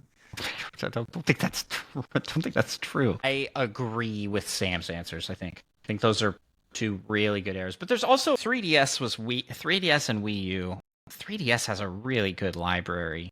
No, but DS is better library because it had backwards compatibility for Game Boy Advance, and you also had like DSi, so it was like starting into the like digital, the eShop. So I agree with these, except I put Switch on top. But I think I then go. I think I might go Wii DS, but Nintendo. Well, but he points out in one of the things. So let's go through his arguments here, or his points for this. Super Nintendo edges out the Wii DS because Nintendo was still getting premium third-party efforts at that point. Because in the Wii, they did not. I mean, that's pretty well documented that they were like the last to be thought of for like the premium third-party groups, right? It also carried the momentum from the NES, which showed dramatic improvement in games across its lifetime. So look at original Mario and Mario 3. You see like the progression. So like Super Nintendo had all the best parts of the NES in its development. The core 2D genres like platformers were well enough understood that developers really knew what they were doing from day one. Good points. But the Wii and 3DS together showed so much creativity that they were doing entirely new things. Those are the points there. And this same argument, I think, can be a big pro for GameCube as well, right? N64 was their first foray into the 3D gaming space. And then I feel like GameCube is where things really got refined and the 3D aspect was good. You know what I mean? Like, yeah. Like, it was... yeah. There's a reason that everybody's still playing Smash Bros. Melee and not Smash Bros. 64, right? Like they took the games on N64 and just like massively improved them, with the exception of Mario Sunshine. That's a funny one because it's not true. It is true. Read us our next answer, Micah. Given by Maddie Beth. Definitely the Wii/DS era because it had the best games, and also it was my childhood. Oh, and here is what we're actually seeing happen, right? I think everybody's just going to say that the one that was their most influential as a child, like in their that like defined their childhood generation, is probably the best one. And I think there's also a fight against recency bias as well. You'll be like, well, I can't pick the latest because that's just because it's the Speak latest. For yourself. Yeah, that. I think it's just like totally fair to say like, yeah, it was my childhood. That era was my childhood, and that's probably why I feel that way about Super Nintendo, and probably why you feel that way about GameCube, because it's like one of the systems you played the most in the most. In my situations, because it had the best games. I think it's the most formative years, and for you, that was a lot later in life the best than for games. Me. So yeah, it's I think it shows a level of maturity. If it was my childhood, I'd be saying the Sega Genesis. Yeah, and then you'd be kicked off the show because that's just wrong. So it's not necessarily the childhood. No, it's just the best games. Tell me the GameCube was not part of your childhood. It totally was. Of course, it was part of the childhood. How So was old the were Wii. you when you got a GameCube? So was the 64. I don't know. When did the GameCube come out? It's like a 2002 thing, right? Seems too early. GameCube release date. Now I gotta look it up. It's 2001. Ah, But when did I get a GameCube? that's a good question. So we were given the choice between the Xbox and the GameCube, actually. And you chose right, Absolutely. which was GameCube, right? Yeah. You're about to tell me Xbox? I thought you were gonna play a bit And I there. pull up my Xbox I've had the whole time. Yeah, so dude, I'm like 10 years old. Not even when it came out. So I think it's The pretty. 64 before that. It's pretty. That's a pretty integral and important part of like the formative years of life, where you're developing strong opinions that you will be set in your ways for the rest of eternity. Some people would say that. I would. About you Other and people GameCube. adapt. Yeah, you Just have gotta it. say that's not how I feel about the 64 though. Yeah, did you Saying. have a 64? Oh, I played all the games on 64. You didn't have it though. No, I didn't have it. Yeah, but I okay. did play Ocarina of Time and Mario 64. See, my childhood systems and Pokemon Snap. right. My childhood system Classic is Hey the You Super Pikachu. Nintendo because we didn't go past that one. When the GameCube came out in 2001, that's when I got an N64. And then we jumped to the Wii. So I think coming back to the point where I'm like, yeah, the Super Nintendo era. So and the also only Wii reason you're era. not saying GameCube is because you never had a GameCube. It all makes sense. Yeah, but I had a Wii, and that's just basically a GameCube. Is it though? Did you play any GameCube games on it? I did. You? did. Did you play any GameCube games Yes, on I it? did. Any of the good ones? Which ones? I don't remember which GameCube games we had, That's what I thought. but we had some Yeah. because we had the GameCube controller. Maybe you said it for your collection. Yeah, I don't know. That's a good answer for Maddie Beth. Spider-Shan says that the SNES and Game Boy era is his sentimental favorite. He does love the GameCube and Game Boy Advance era as well. Yeah, you're discounting that era. You're forgetting that Game Boy Advance in there as well because there's a lot of good Game Boy Advance games. I was gonna bring that up. Golden Sun was on Game Boy Advance. Yep. He says I wasn't in a position to play a lot of the games at the time because he'd just gotten married. So he didn't get to play a lot of the GameCube games. Makes sense that he wouldn't choose GameCube era then. The Switch is probably best, though, since it encompasses so many of the other eras. And then he says, hot take, the N64 is my least favorite, even though there are a few absolute classics that came. Would you say the same? I think you're going to I say don't the same. think that take is that hot. Yeah, I think that's a pretty hot take. People love the N64. But again, it's because that's what they played. It's their childhood. It's the same way it's the same reason you love the GameCube. I think it's because the GameCube had really good games. That's what people in the Keep N64 discounting say. the really good games part. That's what people that love the N64 say. No, they say 2 games. Those 2 games aren't as good as I actually remember. 2 games. Yeah. No. No, the N64 has a killer library. Mm-hmm. Sure. Okay, Mario 64, Ocarina of Refuse Time, this. Pokemon Snap. There's 3. Oh, no, that was one of the 2 games I was talking about. Pokemon Snap. It was Pokemon Snap and Hey You Pikachu. We're carrying Hey You Pikachu. 64 library. There's all of the rare games. Golden Sun. I've got to think of the other rare games. We got perfect Golden Sun. Golden game. A golden game. But like Yeah, GoldenEye. I played GoldenEye on NSO, and I gotta say, doesn't hold up. that game is garbage. Does not hold That up. game is- It was there was some amazing slight for delay. the time. All right. All right. That was some delay when we were playing online as well, but Yeah. that game was so hard to control. Mario Kart, Smash Bros. E-ball on the No. N64. Are you sure about that? You're not sure. But it wasn't a good one. I'm relatively confident Monkey Ball 1 and 2 were both GameCube. It had Superman, it's renowned as being a horrible game. I feel like you haven't mentioned any Mario parties? series that doesn't have a better version. Well, yeah, GameCube. but I mean, Star Fox 64. Yeah, but up on me. It doesn't have a better version. The thing is, like, a lot of the better versions are just straight remakes of the same game. Star Fox 64, they're like Star Fox 64 3D. Ocarina of Time, You talking about? Ocarina of Time 3D. Majora's Mask 3D. Wave Race, What are you talking about? Yeah, they got Conker's- Wave Race on GameCube too. Conker's Bad Fur Day, Pokemon Stadium, F-Zero, Wind Waker, Diddy the better Kong, Diddy Legend Kong of Racing, Zelda. Paper I Mario. played that again. That's actually horrible. Yeah, Thousand Year Door. I'm just saying that there's a lot of great games on the system. I mean, there's a lot of pretty good games on the system. I Don't say guess, pretty but- good. They're all really great. But Just the because they GameCube have good versions sequels are too doesn't mean all those better. games are good. the sequels are all better on GameCube. If this is truly how Every you feel, single- then you every can't say single that game. about every generation after. You're like, you're saying that like everything peaked at GameCube when all of the games that came after are better, with the exception of Thousand Year Door. Every 3D That's Mario your after opinion. is better. And what about the Zelda for the GameCube? Second best Zelda. It's on. No, there's a better version. It's called Wind Waker HD. Yeah, but that's a remake. Oh, and the ones that I mentioned that are remakes don't count. Those weren't factoring into my opinion of GameCube being better. Yeah, I was thinking I know. of I know. Star I Fox know they weren't Command, factoring it. Star Fox Adventures, both better. Actually, you're right. Star Fox peaked on the GameCube. There was not a better Star Fox post GameCube. Was there? There wasn't one on the Wii. Zero. I enjoyed.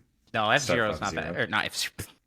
Star Fox Zero's not that good. Not as good as the ones on GameCube. It's better than yeah. Well, it's different. It's better than the 64. It's because essentially it's a remake of the 64, but different and better. It's just like retold the same story again. Just like retold the same story, but different in every way. It's got a guy named Andros. I'm just saying that the N64 had a great library of games, a freaking amazing. Had a pretty good library, but I like how this one's every sequel on this was list that I'm better looking on at. It GameCube. lists Super Smash Bros. Ultimate. I'm like, that's not right. That's not a game.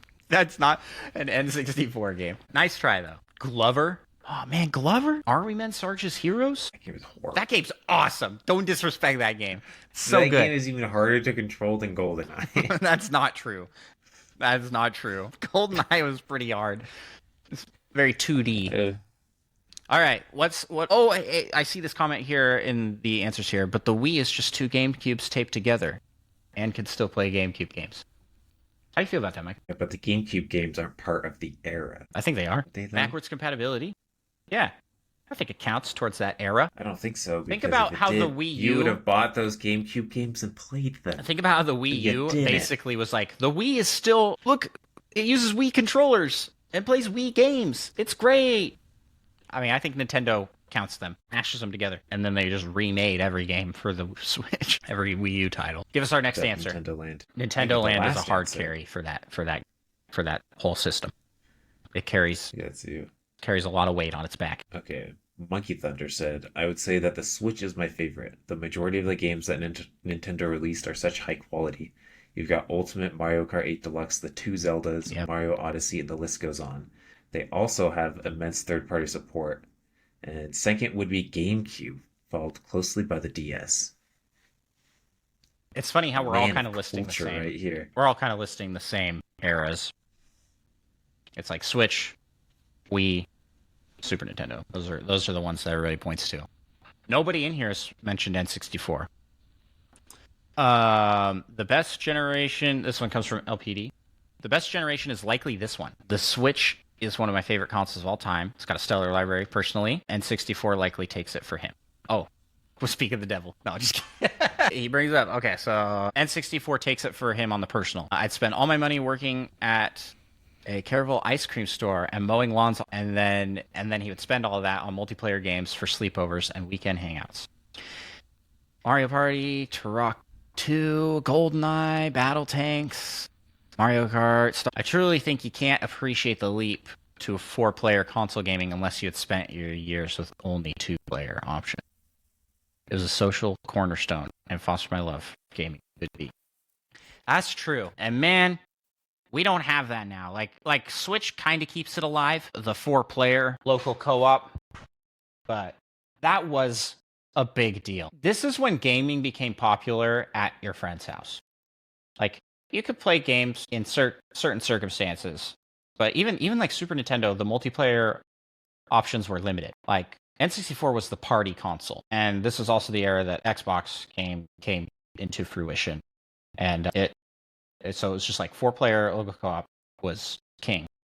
And I distinctly remember prior to that generation of systems, when you go to friends' houses, you play toys and stuff, and then after that, you go to friends' houses, you're like, let's all play. I mean, I was talking about how I want to pick up Star Wars Battlefront. Like, I went to my cousin's house, we played Star Wars Battlefront together. It was fun. It was like a fun, like, multiplayer experience we could all have together. And it was like, after that, that became just an integral part of childhood hangouts, just playing video games together. Do kids even do that anymore? Do kids even, like, hang out in real life, play video games? My kids do. Occasionally, but they're still really young. They like to just play toys. Great answers from both Monkey Thunder and LPD there. Monkey Thunder had me until he was like second place as GameCube, and then I have to disagree because Man of culture. Mostly just because I can't agree with you. You know, what would this You've never podcast be? played the GameCube era. What would this podcast be if I suddenly was like, the GameCube's amazing? Like, Well, we'd lose a little. there would be two reasonable people here. We'd lose a little bit of the flavor of what makes this show great, and I'd throw up in my mouth a little bit every time I said it. Hey, when you play 1,000 Year Door, you are going. I guarantee, Oh. you are going to weep tears of joy. Oh, I will. Playing that game. I will. I know I will. And you'll have to eat your words. You'll have to take it all back. No, I'm not taking it all back for one game. Sorry, man. Take it all back. That's not how it works, unless it's freaking Breath of the Wild. I'm not taking it back for one game. Thousand Year Door is not Breath of the Wild. Nothing will change my mind on this. Sorry. I'm too old, set in my ways. Maybe playing the game will. Yeah, well, I'm doing that, okay? I'm playing Thousand Year Door. Yeah, you've told me that The before. moment it launches, I will be playing it. You better. You that's an Andros guarantee. All right, let's hit us up with the. I'm gonna get. You know what's gonna happen now? I'm gonna be destitute. I'm gonna be absolutely no money on the streets, and you're gonna call me up. I won't have a phone, so you'll have to come find me on the streets, and you'll be like, messages. "You said you would play Thousand Year Door," and I'll be like in the streets. I'll be like, I can't afford it. And you'll be like, "You lied," and then I'll shank you. and then you just kill me. I didn't say it would kill you. You can't say that. You can't say that. We're gonna have to bleep It that would on be the podcast. a relatively small shiv. All right, let's move on to our next answer here. Purple Riolu says, I have to agree that I think I'll look back on the Switch era and it will be my favorite, but for nostalgia's sake, I've got to give it to the Wii/DS and especially 3DS. My Animal Crossing and Pokemon machine. Yeah, Animal Crossing, Pokemon. I mean, that alone, like the DS library for Pokemon games, it also had Animal Crossing Wild World on it. It's like, it's so good. Was it as good as Crystal? Yeah, that Heart Gold Soul Silver is on there. That doesn't count. It's a remake of Crystal. 100% counts. That wasn't just a port. That was like a full-on remake. It was like a full-on remaster to the current generation of graphics. They made it look nicer, but who cares about graphics? It's all about the gaming experience, and they let the Pokemon follow you. I can't believe that's pretty much it. Yeah, it's awesome. Heart Gold and Soul Silver are like the best Pokemon games. Yeah, but you got to give credit to Crystal as the game that they remade. Yeah, but you're not doing that because that's from the generation I'm supporting, which is Super Nintendo and Game Boy. Yeah. Yeah, I know. Oh, so you agree? You agree that Super Nintendo and Game Boy should be up there? No, just because it has one game. One great game. It is one great game. And with that one great game comes two other games that walked so it could run, and then also two more games before that. 3 games actually: Pokemon Red, Blue, and Yellow. Yeah, but those are different games. Red and Blue crawled so that Yellow could walk, so that Gold and Silver Crystal could jog. So that Crystal could run. Could sprint. And that's sprinted. So freaking Heart Gold and Soul Silver could flip and teleport. Let's go. Actually, Pokemon was just like, at what point did Pokemon stop topping itself? Because I felt like every generation was like, oh yeah, up until happened on the DS. Yeah. I think it's X and Y. I think X and Y is where I feel like the momentum slowed down. Although I still kind of think Crystal is kind of the best mainline. The one that you played in your formative years. It's coming full circle. It's coming full circle. I played Blue, and then I played Crystal. Yeah, you act as if the earlier part of your childhood counts more than the later part of your... Just saying. That was actually my childhood, but when I was they're both when I was a man years. at 10 years old, that's when I knew. Well, you're saying it's only because I played it in my childhood. Well, I played these other Pokemon games. Okay, what was the last? This one was the best. The last one you played in your childhood. What came after Crystal? Did you play Gen 3? Did you play Ruby Sapphire? No. What's the one after that? Diamond Pearl. No. Yeah, and you would have played that post-childhood. That would have been like teenage. That's still a child. Your brain's developing. Teenagers are not children. You don't fully form your own opinions until you're like 25. Your teenage years. Until you're like 25. Yeah, exactly. Why does it matter if you played them when you were young? I saw a video this week that was like, when I turned 25. It was like the moment when you turn 25 and you can use your whole frontal cortex for the first time, and he's just like, oh, like he unlocked. Like, I thought it was so funny. I was like, yeah, that's.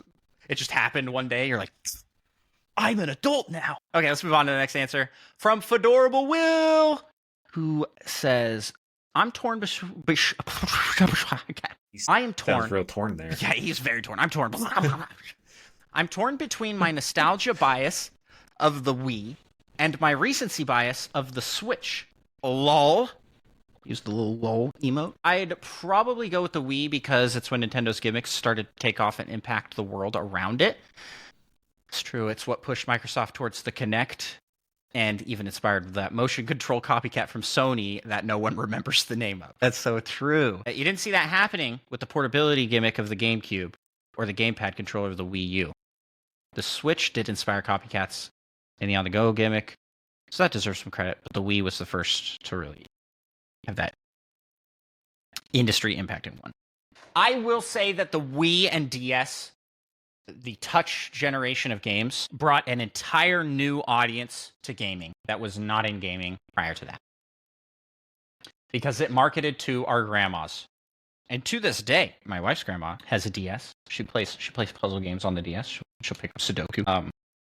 My parents were like, yeah, we'll buy a Wii. Let's play Wii Sports. My dad still will play Wii Sports with us. And that's like the only game he'll play with. I'm sure if I got him like an Atari, like one of those Atari Rewinds, he'd play that with me. Or like we play some like Ken Griffey Jr. Baseball on the Super Nintendo. But what I'm saying is like it brought back gamers that had gone away from gaming, and it brought new people into gaming that had never done it before. Everybody had a Wii. And then Kinect was like, please, let's tap into this audience as well. I remember when my cousins got a Kinect for Christmas, and we had so much fun playing with the Kinect. Oh, I remember there was this like Smash Bros. Like shooting game where you play as like little animals with like gun arms. That wasn't part of the Kinect. Saw that one. That wasn't part of the Kinect. Played, that was just on the Xbox. Ping pong. Uh-oh. But anyway, I want to pause here and say thank you and shout out to our fantastic supporters. We have T-Bone in the chat who says, yo, and just subbed. Thank you so much, T-Bone. We appreciate you. Thank you for being here. Also, Muggles Moo in the chat. Hello. Thank you guys for being here. If you want to watch these shows live, we record on Friday nights.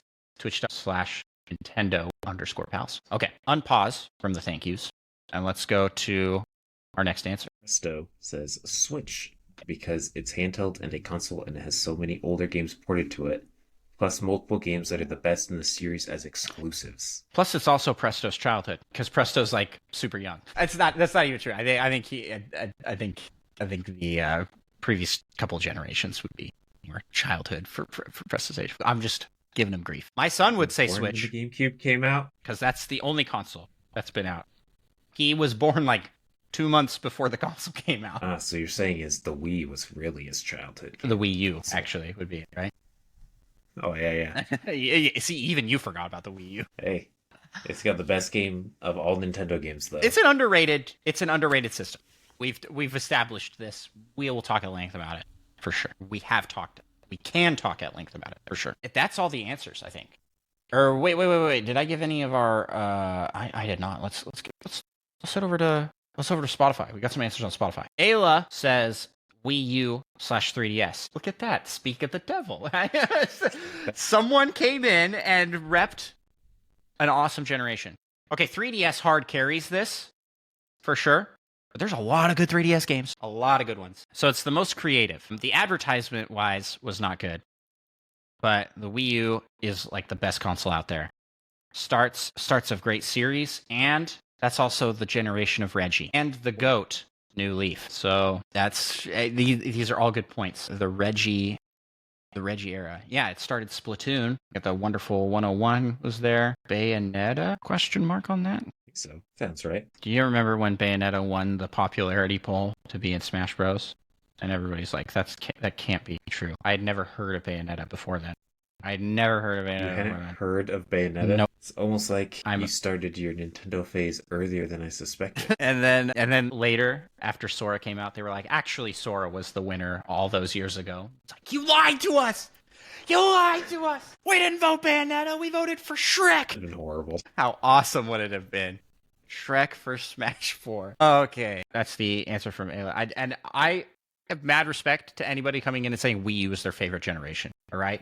It takes guts to come in and say like the least popular generation was your favorite. And when I say least popular, I mean just the Wii U, because the 3DS was very popular. It sold very well and had a lot of games on it. Also has full backwards compatibility for DS games. It's pretty great. Moving on to an answer by Indeed, who says the Wii, because that had the best games, such as Twilight Princess, Mario Kart Wii with those wheel thingies, and New Super Mario Bros. Wii. No 2D Mario game on the GameCube. I will throw that out there. You even need 2D Mario game when you have Sunshine? You shut your dirty mouth. Yes, you do. Like I'm using your own lines against you. Like, how dare you?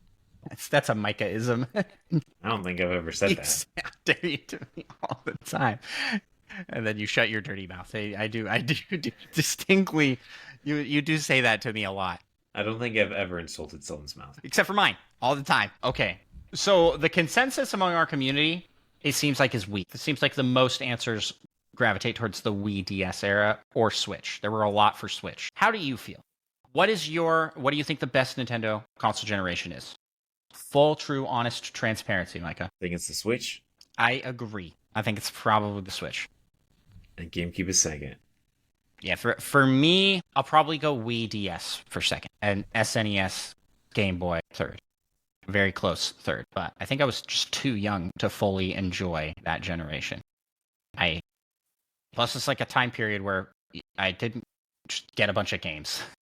Games were expensive. Did you feel like games were more expensive in the Super Nintendo? The prices were just not like set in stone.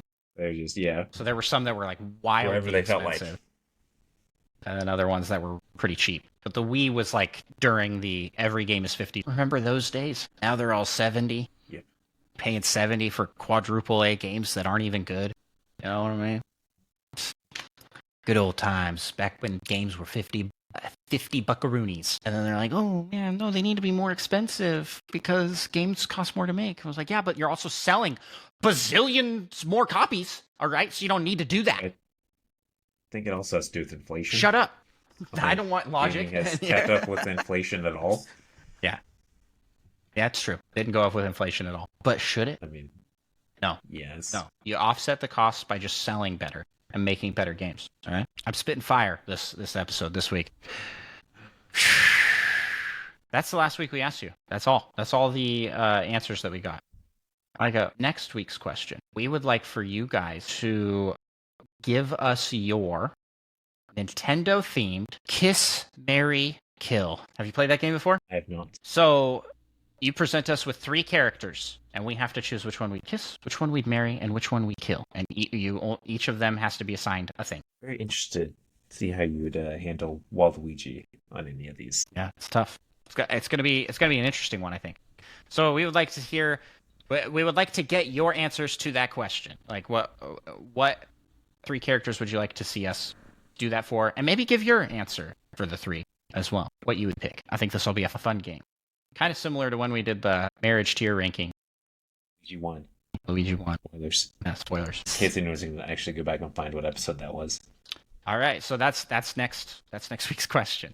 And with that, let's jump into the final segment of our show, and let's talk some. What is this called? It's called the Pal Topic.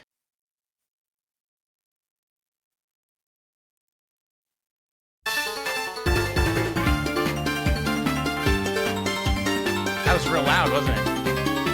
Why can I hear that? Because I'm playing it through the call. Welcome to the Pal I Topic. have not heard any of the other ones. I don't know if I was supposed to now. You were supposed to, so that means it's all recorded really badly. Oops. But that's okay. It's a new format, so we just paused for bumpers that weren't there. Oh, and now it's playing again. We're playing again, huh? Okay. Micah, have you ever heard of engagement baiting? Oh. Well, a lot of people are very into this now, as in creators are doing a lot of engagement baiting. The rise of fake podcasts on TikTok, YouTube Shorts, or whatever, where it just shows like a snippet from what may be a podcast or may not be a podcast, and they're just like saying things that will spark people to engage in discussion. They'll hit the comments. That's what the POW topic is this week.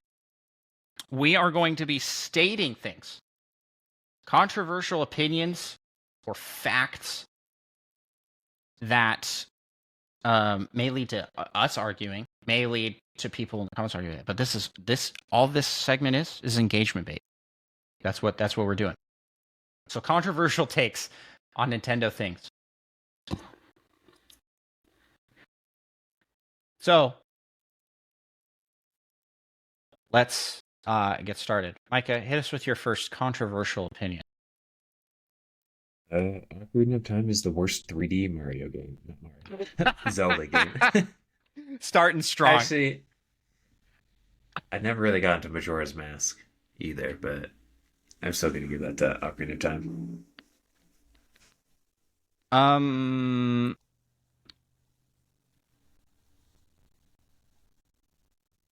So okay. Give the opinion again, but Ocarina of Time is the worst Legend of Zelda 3D game. It's a crazy take. Ocarina of Time is such a really beloved classic. People like that game a lot. Why is it bad? About 50% of the world have never even played it. 50% of gamers, I should say, Really? have never even played it because they're too young. It's so old. The text speed is so slow. It's so slow.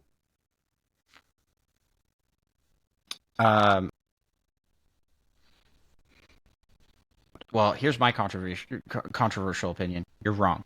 Okay. First off, Ocarina of Time It is is great. controversial. Here's my thing I want to throw at you. Donkey Kong games are overrated. I'm not really.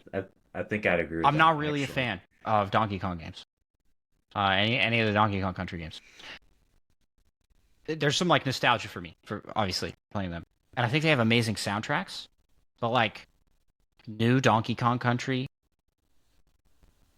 I didn't really enjoy. I didn't really enjoy Donkey Kong Country after like 2, and even those ones was like they're okay. Mario's better. Mario's just a better platform. Sorry, Donkey Kong fans, but like people love Tropical Freeze. I just can't get into it. I don't like it. I tried Donkey Kong Country Returns, didn't like it, and I just think that they are overrated, and that there's a reason Mario is Nintendo's favorite and not Donkey Kong. You agree with me? I do agree with you. Yeah. Actually, yes. We share that controversial opinion. You got another controversial opinion? I'm gonna fill up my water while you do it because I'm Mario 64 is the worst 3D Mario game. N64 game. That seems to be the way it's going currently. Well, I've got for you a counterpoint. I think that Mario Sunshine is the worst Mario game. And we had a whole episode where we fought about this last episode. Obviously you're wrong, but okay. Presto was talking in my Twitch chat this week. It was like, I thought it was very funny that I completely derailed the episode and turned it into a Mario ranking episode based off of my question. And it was like, it's so true that he did that. That this is the power that our audience has. They can completely change the episode on the fly. Yep. Oh, LPD asks, is Mario 64 in the top 10 N64 games for Micah? Yes. Micah does not think highly of the N64. Let's say that. I just can't think of 10 64 games. All right. I have a hot take for you. I think that New Super Mario Bros. Is a good series. All of the games. All of the New Super Mario Bros. Games are fun. And I like them. And I'm tired of pretending like they were stale and bad. Tired of... I've never pretended that. But I'm tired of everybody treating them like they were bad. Just because you got sick of them doesn't mean they were bad. Kind of agree with that, actually. I liked them all. Yeah, I very much enjoyed all the new Super Mario Bros. Games I played. What we need to do the. Can I blow your mind for a second? Take off the glasses. Can I blow your mind for a second? You can't hear me anymore. Let me tell you something really crazy, and you're not going to be able to argue with me because my headset is off. I can't hear anything you're saying. Now this will really blow your mind. Check my mic. Yeah, let me boggle your mind for a second here.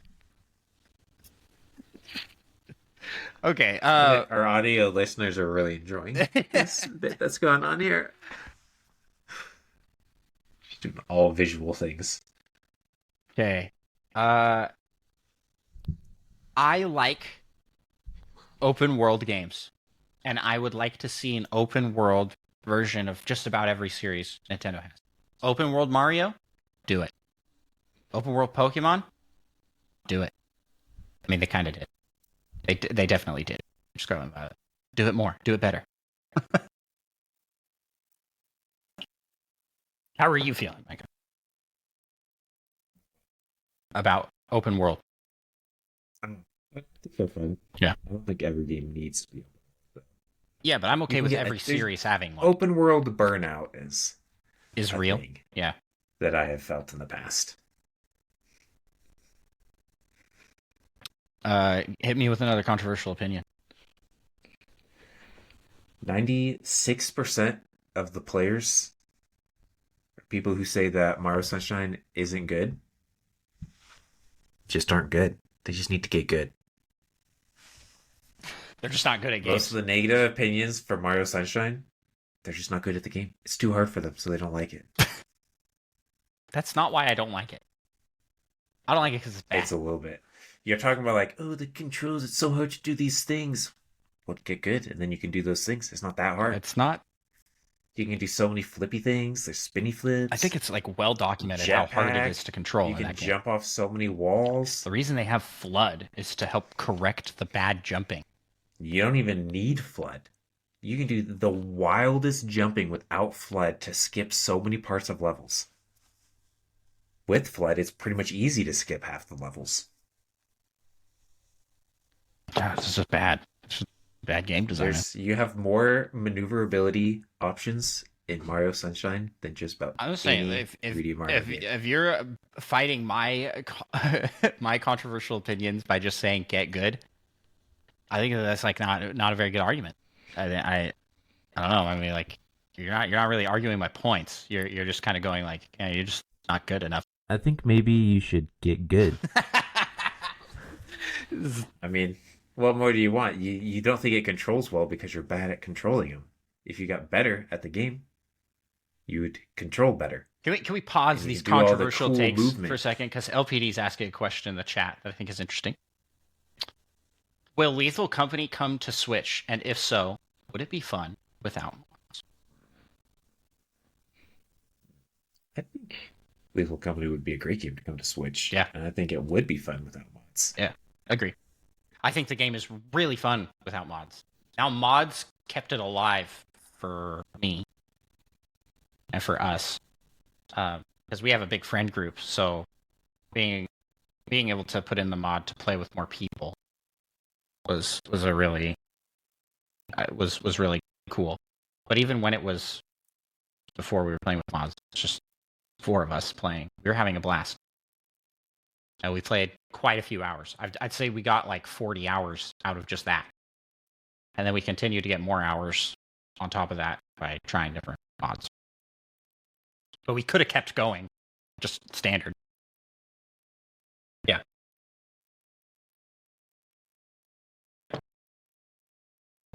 Okay. Got another unpopular opinion for you. I don't think that the Switch needs a power upgrade. Would it be nice? Yes. Would I like it if they came in with like a better processor, graphics. Yeah.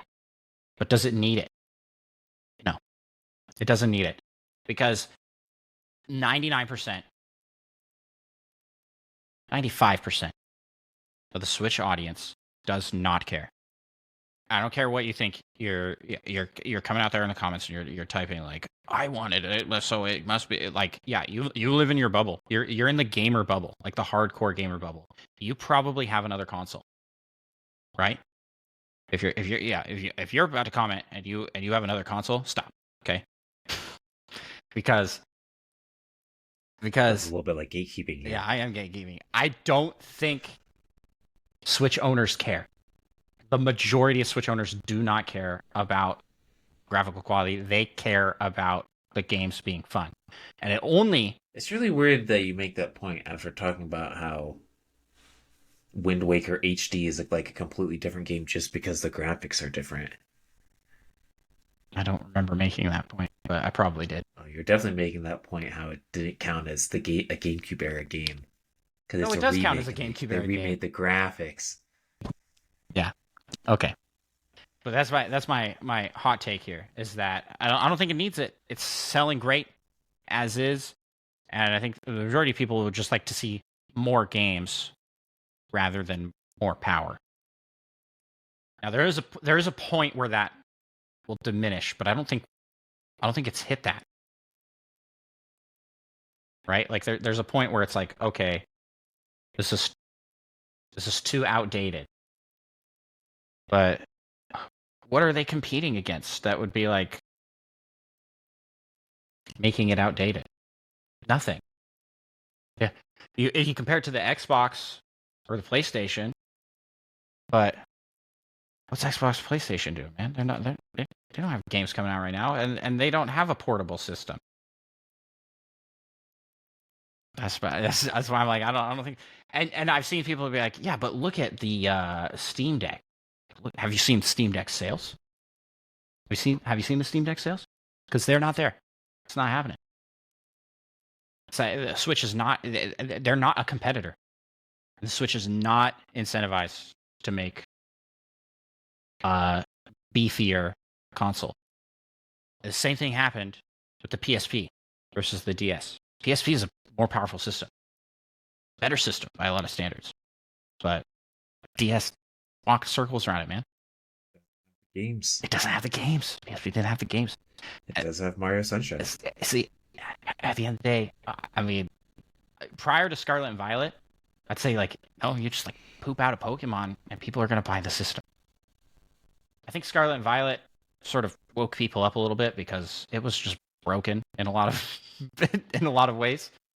But even still, it's sold like crazy. A bad selling Pokemon game is like a best selling game for any other series. There's my controversial take. Hit me with another one, Micah. Maybe you should... Oh, I was gonna suggest one, but you looked like you actually had one ready. Oh, well, I was just gonna say that I think Mario Sunshine's movement is actually very good and better than You're most just gonna Mario Mario games. I was gonna say maybe you should talk about the Wii U. Your opinion on the Wii U, because I think you and I hold a controversial opinion on the Wii U. I don't think it's that controversial. I think so. I think just about anyone who has played a Wii U thinks it's a good system. It is. It's a great system. It's underrated. So the only people's opinions that are saying it's not very good are people that haven't played it. They're just uninformed. It doesn't matter. I think my controversial opinion is I don't think your opinion matters. I can't wait to clip these. Your opinion means nothing to Can't wait to clip these and put these on like TikTok. People just, if people see these, they're just gonna be like, "Why are these people so aggressive?" Why are you trying to push your opinion on me? I've got another controversial take for you. I think Skyward Sword's pretty good. It's one of my... Is that controversial? It's one of my favorite Zelda games. Yeah, people don't like that game. They're like, you can cut down trees. Motion control, gross. You know, and I'm like, it was a good game. It was a good game. and this kind of stacks into another opinion I have here, and that's that. Contrary to what everybody says, Nintendo does care about Zelda lore. Why would they make Skyward Sword if they didn't care about the lore? So, like, is the intro to the series. So, wait, can we just pause here? Do you have a fan or something on? You're like chewing? Your hair was bouncing up and down. You see that? You see that? What the heck? You weren't moving, just your hair. I don't know what you're talking about. Wait, hold still.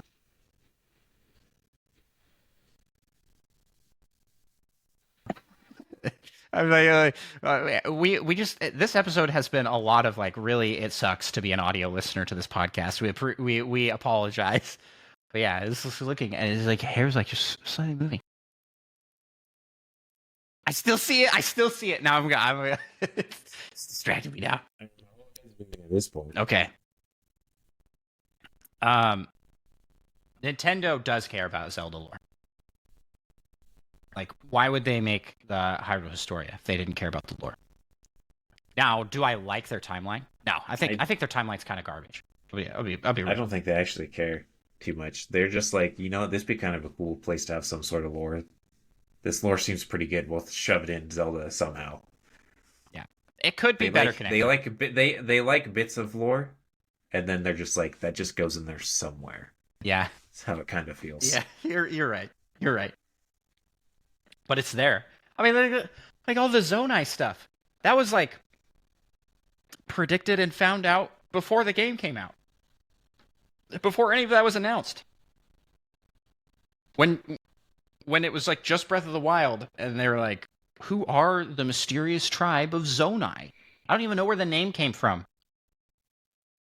Because it was already in circulation before they announced it was in the game. So that Probably because people made it up and like, hey, that's a pretty good name. That's a pretty good idea. Put it in. It's just gonna take some of that. Yeah. Okay. You got any more takes you want to share? I think Metroid Dread mode is the true way to play that game. Really? That is the optimal Dread experience. Playing it in Dread That's mode. true. Yeah.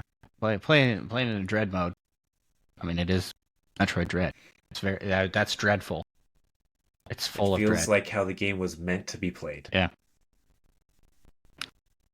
I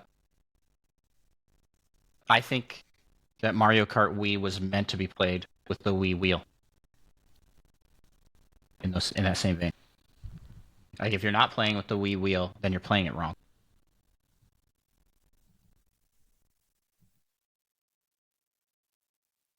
Do you ever play it with the wheel? Wii? Mario Kart Wii? Yeah. Yeah. Exclusively. Do you though? Do you though? 100%, yeah. I feel like I've never seen this. Well, I did. That's how I played it. I don't play that way for Mario Kart now. Now, post Wii, I feel like the the physics of the game changed so that it makes more sense to play controller, just regular standard controller. But yeah. I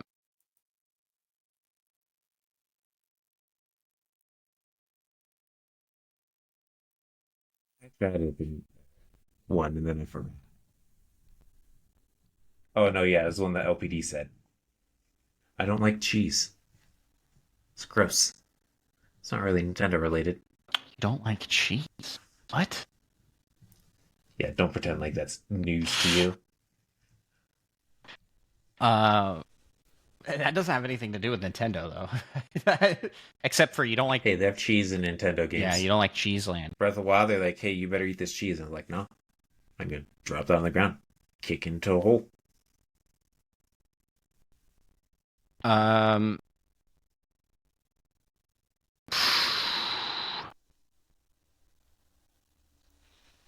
He's like, maybe my opinion isn't that controversial.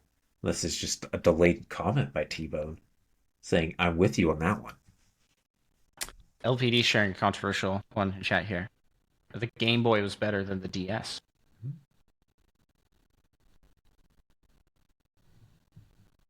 I disagree. I think the DS is really good. Picto chat? Hmm.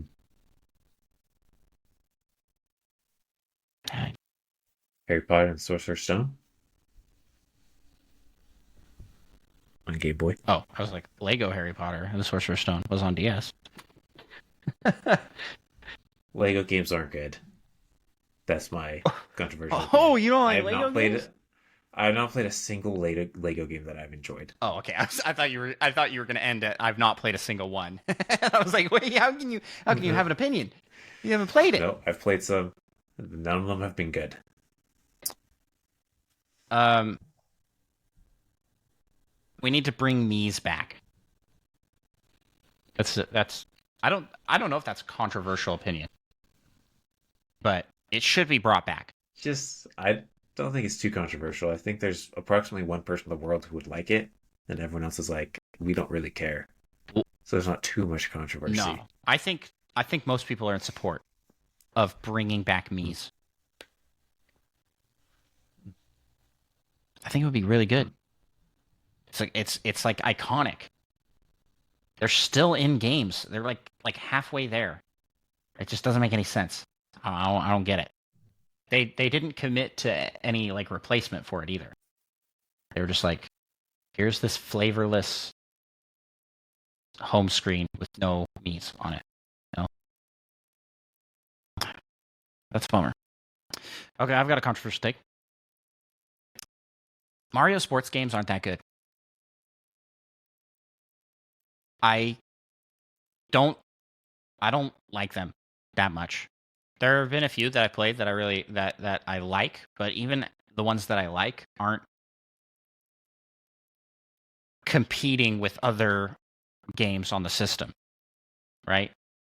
And I feel like definitely don't deserve to be in the same price range. like crazy to me that I got duped into it, man. I bought Mario Strikers Charged. I've played it so little, like not at all. And I knew that was going to happen too. I knew in my heart that it wasn't going to be good. But I got sucked into the hype and bought it. And it's not good. The first game wasn't good. It's almost The good. Wii game wasn't good. They're not fun. How dare you? They're just not that good. Strikers Charged, an absolute classic. Nah. The only problem is Nah. the goalies in this, the Charge and Chuck dude or whatever they are, they're horrible goalies. They're the absolute worst. Yeah.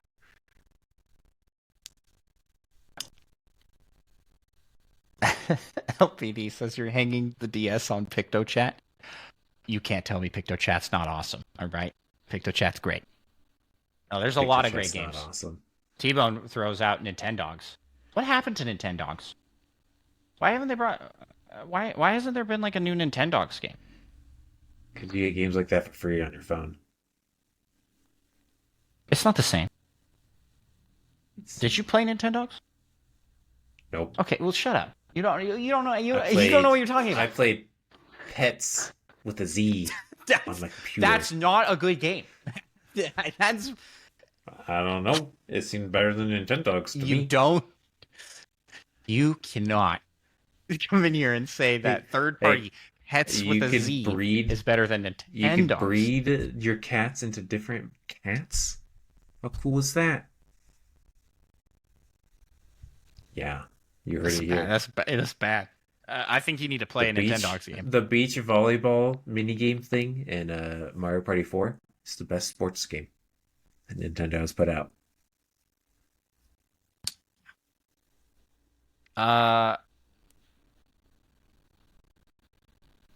Let's see here.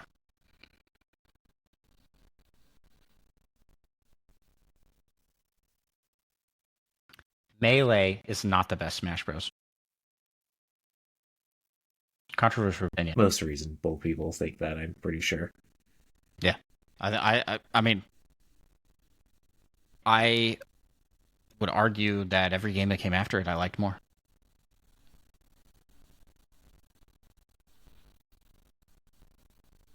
Yeah. And that's just like Ultimate's where it's at, for sure. Smash 4 is really good as well. Brawl, I can see why people... Subspace Emissary sub. Yeah, I can see why people don't like Brawl. But Brawl's one of my favorites. They just need to let you turn off the tripping for when people want to get. Plus, it's like more floaty, less so it feels less snappy. But maybe it's just because I'm a slower thinker. I like having the. I mean, with the slow movement, it's more of a chess game. It feels like almost. Yeah, you're more. It's more strategic. More time to try and outcalculate. Right. It's more strategic and less reaction based. Now, some would argue that reaction-based fighting games are like what fighting games are. And I would argue that I think fighting games kind of suck. I'm not a fan of fighting games. That's my controversial opinion on top of controversial opinion here. I think that fighting games are not fun. Mortal Kombat, Street Fighter, all of them. Soul Calibur 2. Soul Calibur 2. Oh, 100%. 100%. With Tekken. Link. Tekken. No. I agree with you for all those except Soul Calibur. The King of Fighters. That game was fantastic. And it had one of my favorite gaming moments in the history of the world. And all those. Me and Jacob were taking turns playing through the campaign. And Talon just went into an infinite front flipping loop, never touching the ground, and just kept doing it until he fell off the edge and died. Yeah, see, that's why it's not fun. It's all about memorizing button combinations. No, that's not even a real thing. That was definitely a bug. That's not possible. I'm relatively confident that's not possible. I don't like fighting games because I feel like it's a game. You're just not good at them. Yes. It's a game of like memorizing button combinations that will do like a combo and figuring out the combo, and it just doesn't feel rewarding to me. Especially when you're playing against somebody. A fighting game is at its peak when you're playing against somebody at like an equal skill level to you. But then how do you get better? You have to play against people that are just going to work you. And it's like, that's just not fun. I don't... No, like when it comes to Smash Bros, I tend to just enjoy beating up on all my friends, actually. Makes me feel real good about myself. But imagine being your friends. Seems like we just get beat up. You remember, I remember having a conversation with like your sister, and she was like, "I thought I was really bad at Smash Bros. Until I played with other people. I realized, wow, I'm really good. I've just been playing with Micah this whole time."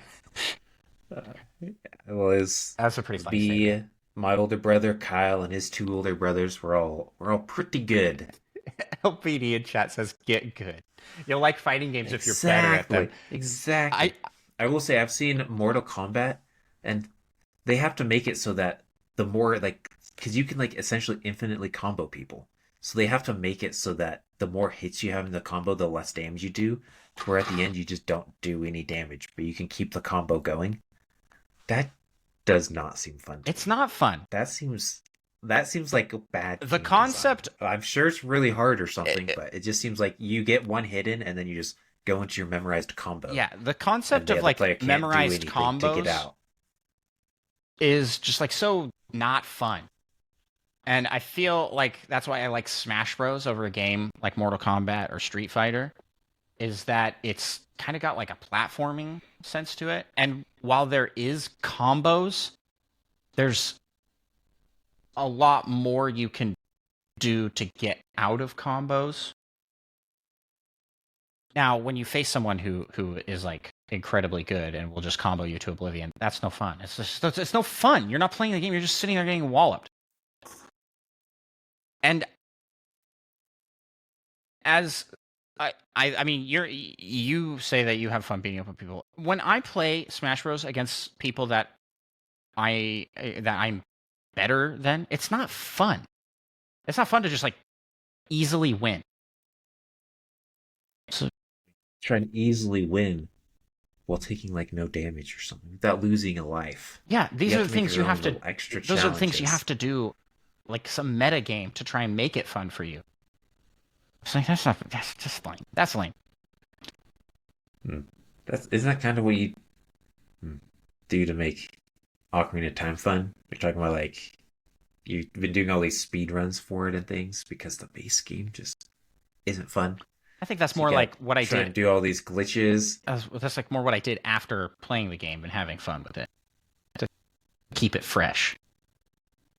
To keep it fresh. Yeah. But if you're having to do that to just make it fun from the get-go, I don't know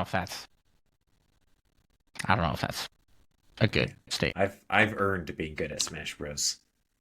Um,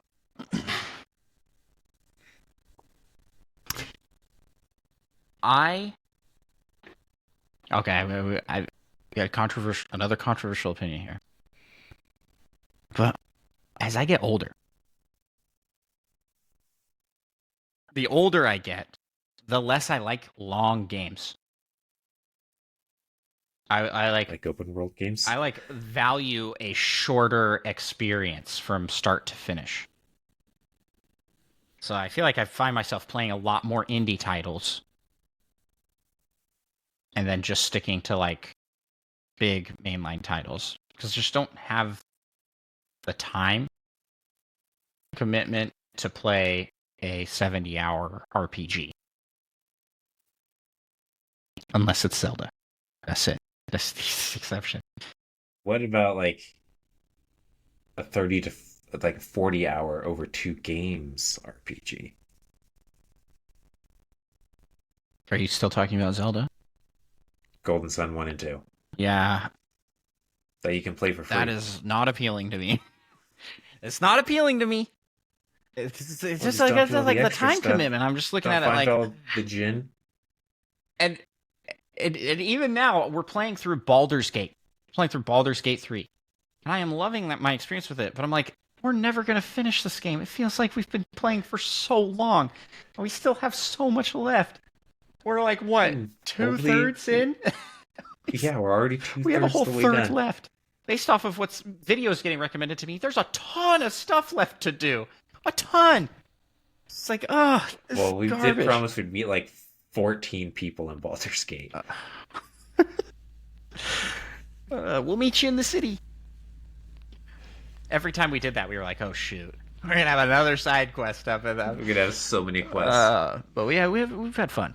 We've had fun with it. But it's like I can't play a lot of games like that, and so I think my desire to play those longer games has decreased, and my desire for shorter, more condensed and concentrated experiences has increased. So I have a real hard time looking at JRPGs that people are like, you gotta play Xenoblade. Like, do I though? Do I though? You gotta play Fire Emblem. Like, you gotta try Final Fantasy. It's like, nah. And then like all these Ubisoft games, like every Assassin's Creed lately, and I'm trying to think of other games where they just like it feels like extra inflated. Well, yeah, that's a hot take I've got. Any more hot I takes? got one last hot Okay. take if you don't have any. Get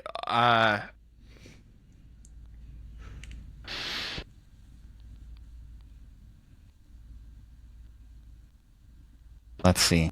Are you thinking of A closer for me. I am thinking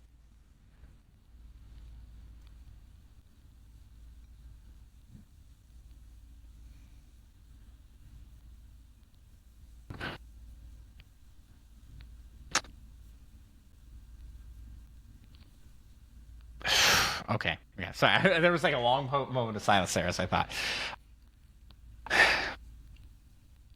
I have a weird opinion about Nintendo and emulation.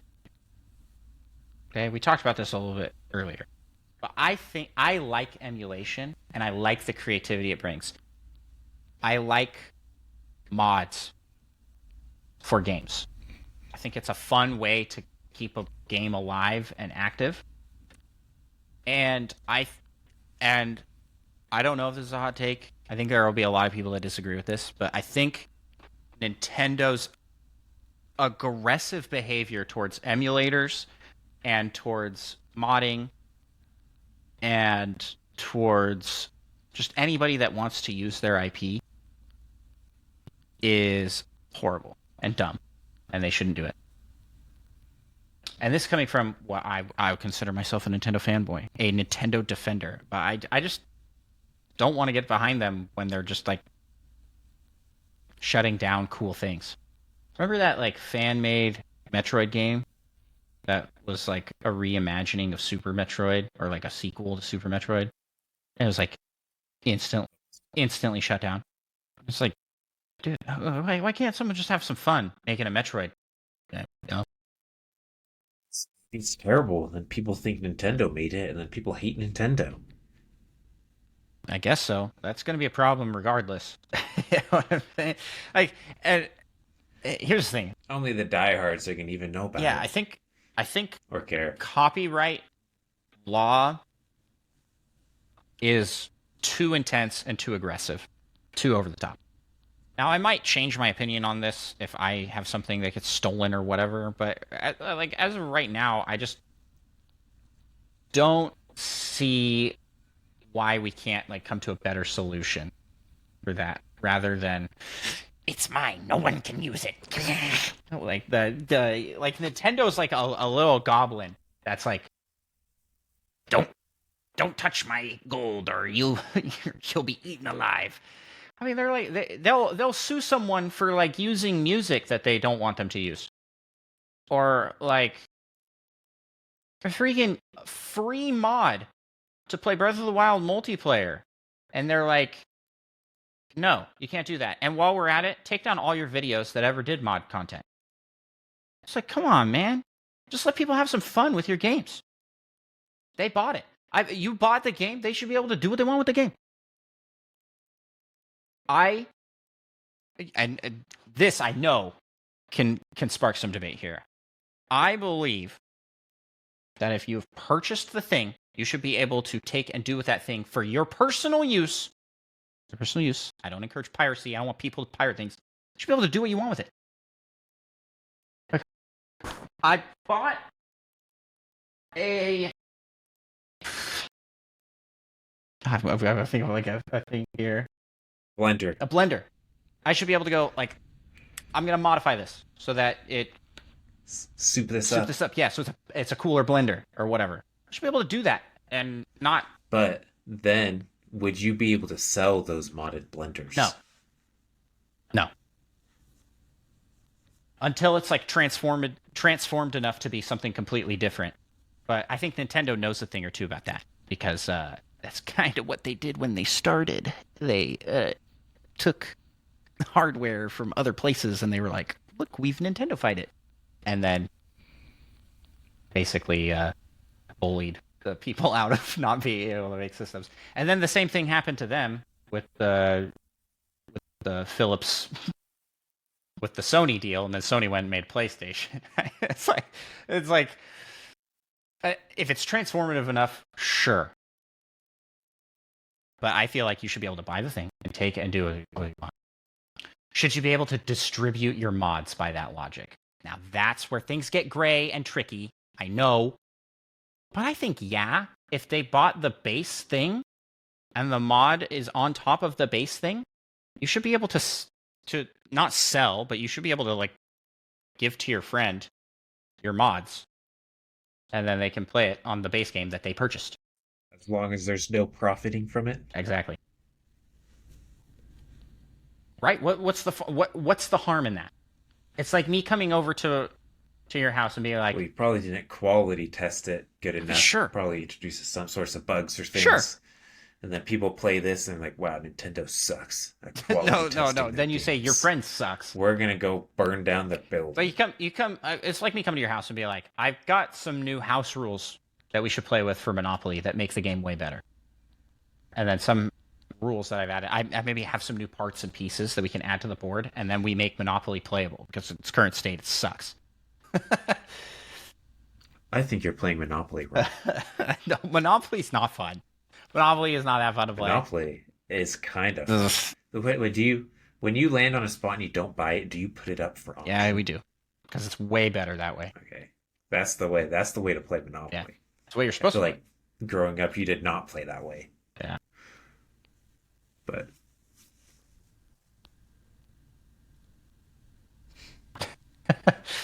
LPD got LPD auto modded raises a by good that. point here. Like, yeah, you could make inappropriate looking modifications, and then it's all over. Yeah, but here's the thing: is people are gonna do that anyways. It's the classic like. Let's look at U.S. history here with the Prohibition. All right, what happened when the Prohibition was put into place? An entire illegal market became like normal. And that's kind of what Nintendo is doing. They are prohibiting legal means of doing the things that people want to do. And so they're doing it illegally. I mean, in gray areas. Are these things legal that they're shutting down? It sounds a lot like they've stolen things, kind of, and they're allowing people to pirate games real easily. Yeah. But if there was... that's what I'm saying, is they're doing things illegally to fill a need that is not available legally. Because you want piracy to be legal. I see. Let's make piracy illegal. That would fix everything, wouldn't it? No, that's not what I'm saying at all. Sounds a little bit like what you were saying. No, but we should bring back the Prohibition.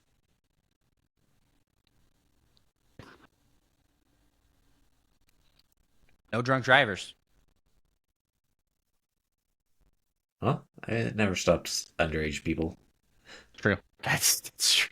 But So true. there are probably fewer underage people drinking than there would be if underage drinking was legal. Okay, well then let's take this in a similar but separate topic. Nintendo's attitudes towards competitive gaming, like Smash Bros, is bad. I don't like it. I think it is hurtful for the community, and I don't understand why they care so much. It's just one of again, it's just like, just let them have fun. Just let people have fun with your games, and don't come in here and try and like police how they do things. Just make the product, and let people do what they want with the product. I don't see why that's so hard. I don't get it. Share your opinions in the comments. Do you agree with me? Do you disagree? Micah, give us your last controversial opinion. I think that it is time for this episode to end. That's not that controversial. It's a pretty long episode. Thank you to everybody who tuned in and who's watching along with us. Hey, if you haven't already, please check out our show on YouTube. And be sure to subscribe to our channel. We're almost to 1,000 subscribers over on YouTube. That puts us closer and closer to partner status, which means that we can have like channel memberships and other cool things, more storage, and other cool partner benefits. I mean, come on.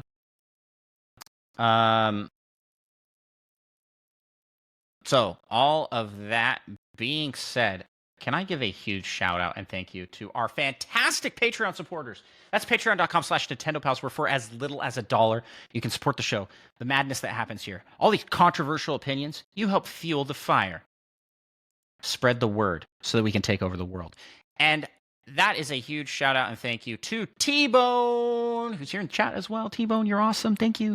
Nick Lanoy, Fedorable Will, Monkey Thunder, Madison, aka Purple Riolu, Lava Plays, John Cummins, Lil Miss 7, who is at our Pal Latinum tier. Thank you, Lil Miss 7. You're awesome. The biggest supporter of the show. Tim A, aka NeoPrime33, aka Nintendo Dad number 4, aka one of the coolest guys on the internet. Seth Sturgill from All In. LPD, who is also here in the chat. LPD, thank you so much. Spider Shan, Solo, and Mute Dog the Gamer. Thank you all so much for your fantastic support to the show. We really appreciate all that you do for us here and supporting the craziness that is Nintendo Pals. If you out there listening want to help support the show, you can do so by checking out patreon.com/Nintendo Pals. Or if you don't have financial means, you can support us by leaving a 5-star review on your podcast listening app of choice. It really does help the show out. Please, please, please do that. If you haven't already, give us a 5-star review. Micah, where can people find you on the interwebs? Which you can find me on Twitch every day this month. Andros1. And also on YouTube. And TikTok. Until they ban it. So with all that being said, we're going to end our recording here. So, peace out.